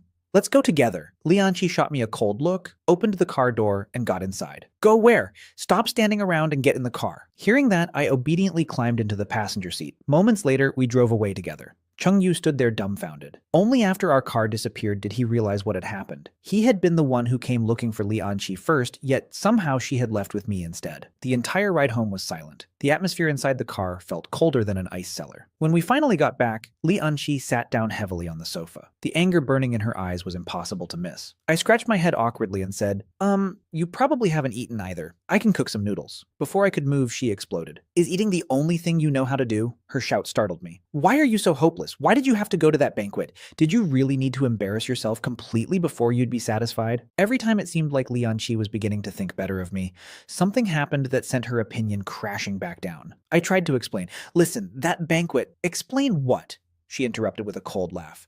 Are you going to tell me it was important, that you wanted to get in so you could create opportunities for yourself? Her eyes were filled with disappointment. Zhao Yang, is this what you call having ambition? Success comes from hard work, not shameless shortcuts. I froze. Deep down, I knew that no matter what I said, she wouldn't believe me. So I simply stood there in silence. Unfortunately, my silence only made her angrier. What? Nothing to say now? She snapped. If you keep going like this, your whole life will be ruined. Other people become successful in their 20s, but look at you. Are you really planning to spend your life at the bottom of society? Hearing that, a fire finally ignited inside me. What exactly do you want me to say? I shot back. That I'm worse than everyone else? I'll say it again. I was invited to that banquet. I wasn't sneaking in. Seeing me still refusing to admit fault, Li Anqi shouted even louder. You still don't understand where you went wrong. Why are you so useless? Some people in their early 20s can already manage entire investment companies. But you get thrown out of banquets. Can't you see the difference? Then came the words that hit me the hardest. How can there be such a useless man? I clenched my fists. Useless. So that investment company owner is useful? Li Anqi immediately glared back. Yes, at least he knows how to work hard and improve himself. Compared to him, She paused before shaking her head. Actually, I shouldn't compare you two at all. There's no comparison. One is in the sky and the other is underground. With that, she stormed into her room and slammed the door shut. I collapsed onto the sofa, feeling both wronged and frustrated. How much could a woman dislike her husband before she started comparing him to another man? The funniest part was that the man she kept praising was actually me. Yet somehow it still hurt, because in her mind, they were two completely different people. Every time she mentioned the investment company owner, her voice was full of admiration. Every time she mentioned Zhao Yang, it was full of disappointment. I stared at the ceiling for a long time. Then a thought suddenly crossed my mind. I needed to know what Li Anqi truly thought. After thinking about it all night, I came up with a plan. Since I couldn't reveal my real identity, I would approach her as the investment company owner. Of course, meeting in person was impossible. The only option was contacting her online. The problem was that my current phone was an old Nokia. It couldn't even run social apps properly, which meant there was only one solution. I needed a new phone. Early the next morning, I headed straight to a phone store. The moment I walked inside, salespeople swarmed me. Sir, our newest fruit phone is currently 20% off. Sir, this model has an 8-megapixel camera and automatic zoom. It's very popular with young people. Wanting to save time, I walked directly to the nearest counter and pointed at a phone. Let me see that one. The salesperson smiled brightly. Excellent choice, sir. This is our newest limited edition model. It originally costs 10,999 yuan, but it's currently discounted to 8,899. It also supports multiple app instances, so you can log into several WeChat accounts at the same time. The moment I heard that feature, I was sold. Multiple WeChat accounts would make my plan much easier. Perfect. I'll take it. While I was paying and waiting for the phone to be packaged, a sweet, coquettish voice suddenly came from nearby. Brother Hu, hurry up. This limited edition phone is brand new. If I can't get one, I'm going to be upset. A thick-necked man wearing a giant gold chain walked over with a beautiful woman dressed in revealing clothes hanging from his arm. The salesperson immediately greeted her. Miss Wu, welcome back. Which phone caught your eye this time? The woman pointed directly at the phone being packaged for me. That one. The newest model. Before anyone could react, she snatched the phone from the salesperson's hands. Smiling, she said, You knew I was coming, so you packed it for me in advance. Great. No need to wrap it. I'll use it right now. The salesperson immediately panicked. Miss Wu, there's been a misunderstanding. This phone belongs to that gentleman. She pointed toward me. The woman glanced over casually. Then just get him another one. Clearly, she had no intention of giving it back. The salesperson looked at me helplessly. Seeing how uncomfortable she was, I waved my hand. It's fine. It's only a phone. Just get me another one. Relieved, the salesperson bent down to search beneath the counter. Only then did the woman really look at me. The day before, besides buying a suit, I had also purchased several new casual outfits. Combined with my appearance, I no longer looked like an ordinary student. In her eyes, I practically screamed rich air. Her gaze immediately changed. Thinking her charms would work, she deliberately tugged her collar lower and flashed me a few flirtatious glances. Unfortunately for her, I remained completely indifferent. Her smile gradually disappeared. Being ignored like that was an insult she clearly wasn't used to. Soon she leaned into the gold chain man's chest and purred, "Brother Yong, I'm thirsty. Can you buy me some juice?" The man was clearly wrapped around her finger. "Of course. I'll have someone get it." She shook her head. "No, it tastes better when you buy it yourself." The man instantly surrendered. "All right, wait here." Before leaving, he planted a loud kiss on her cheek. Watching the whole thing unfold, I couldn't help feeling disgusted. There was no way that woman actually loved him. The moment he disappeared from sight, she sauntered over to me. "Excuse me," she said sweetly. "The strap on my dress came loose. Could you help me?" She deliberately turned around and exposed her back. I didn't even look. My eyes remained fixed on the salesperson searching for my phone. "No time." She froze. Then she smiled again and leaned against the counter. "What, are you scared of that guy?" Combining temptation with provocation was usually enough to make men fold.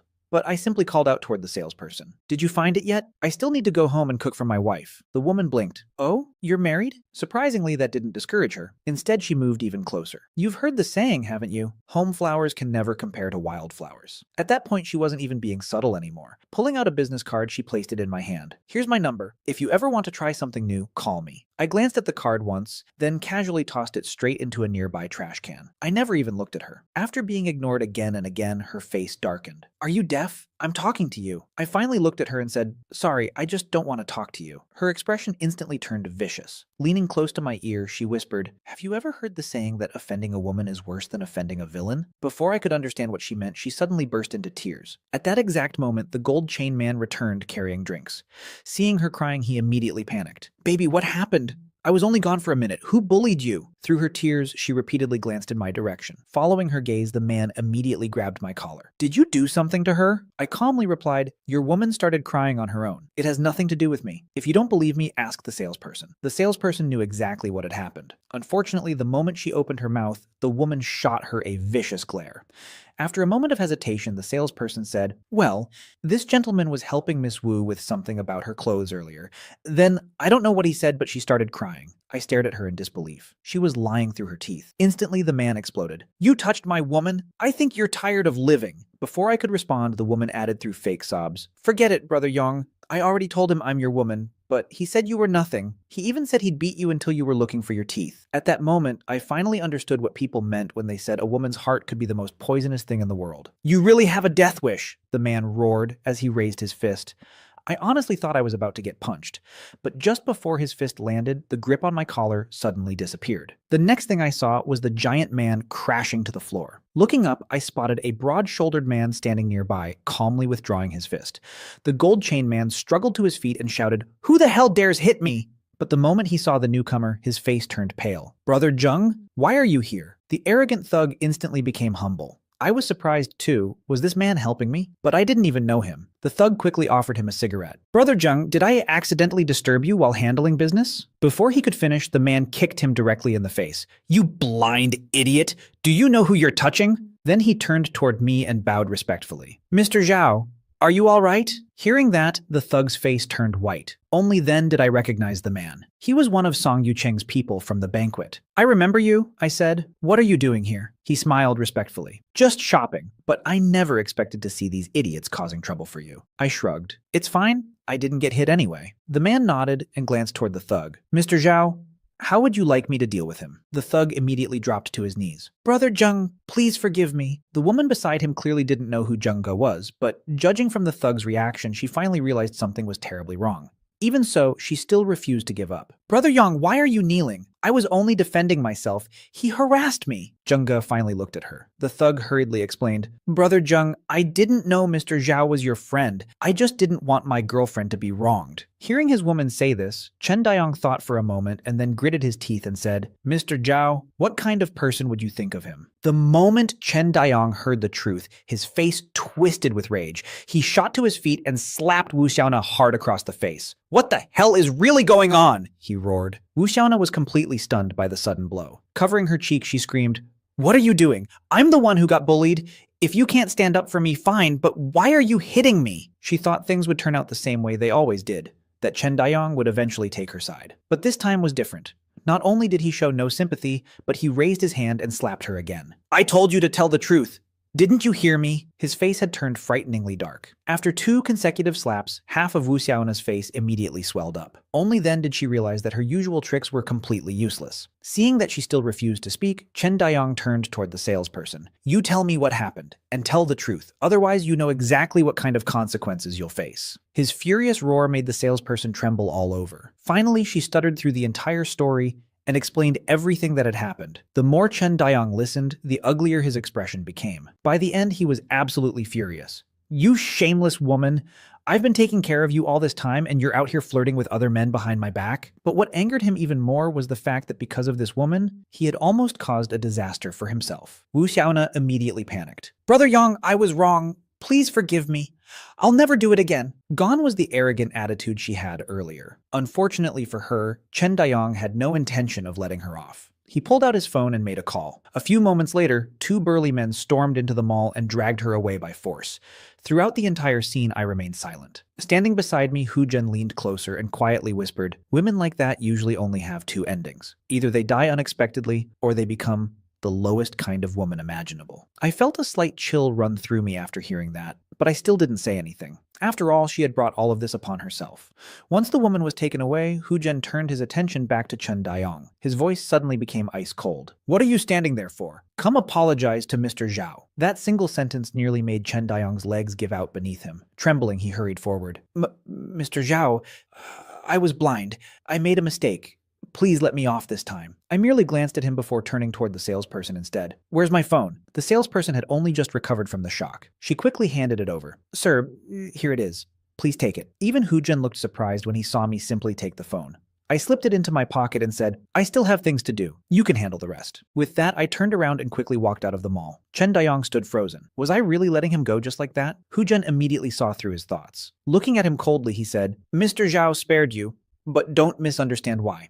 He isn't afraid of you, and he certainly isn't doing me any favors. He simply likes to keep a low profile. Hu Zhen's voice wasn't loud, but every word hit Chen Dayong like a hammer. If Mr. Zhao had said even one more sentence, I would have killed you without hesitation. Compared to someone like him, you're not even worth a fart. Cold sweat instantly drenched Chen Dayong's back. At that moment, he finally understood just how terrifying the person he had offended really was. Then Hu Zhen continued, Although Mr. Zhao chose to let you go, he also told me to handle things myself. The problem is, I can't guess what someone like him is thinking. A cold smile appeared on Hu Zhen's face, so all I can do is follow the rules. Hu Zhen knew very well that I simply didn't want to create a bigger scene, but that didn't necessarily mean Chen Dayong was completely out of danger. As for me, I had already left the mall with my new phone in hand. There were more important things on my mind. Now that I finally had a phone capable of running multiple accounts, I could begin the plan I had thought about all night. If Lianqi refused to believe Zhao Yang, then perhaps it was time for her to get to know the mysterious young owner of the investment company instead. Little did I know that what happened next would change everything between us.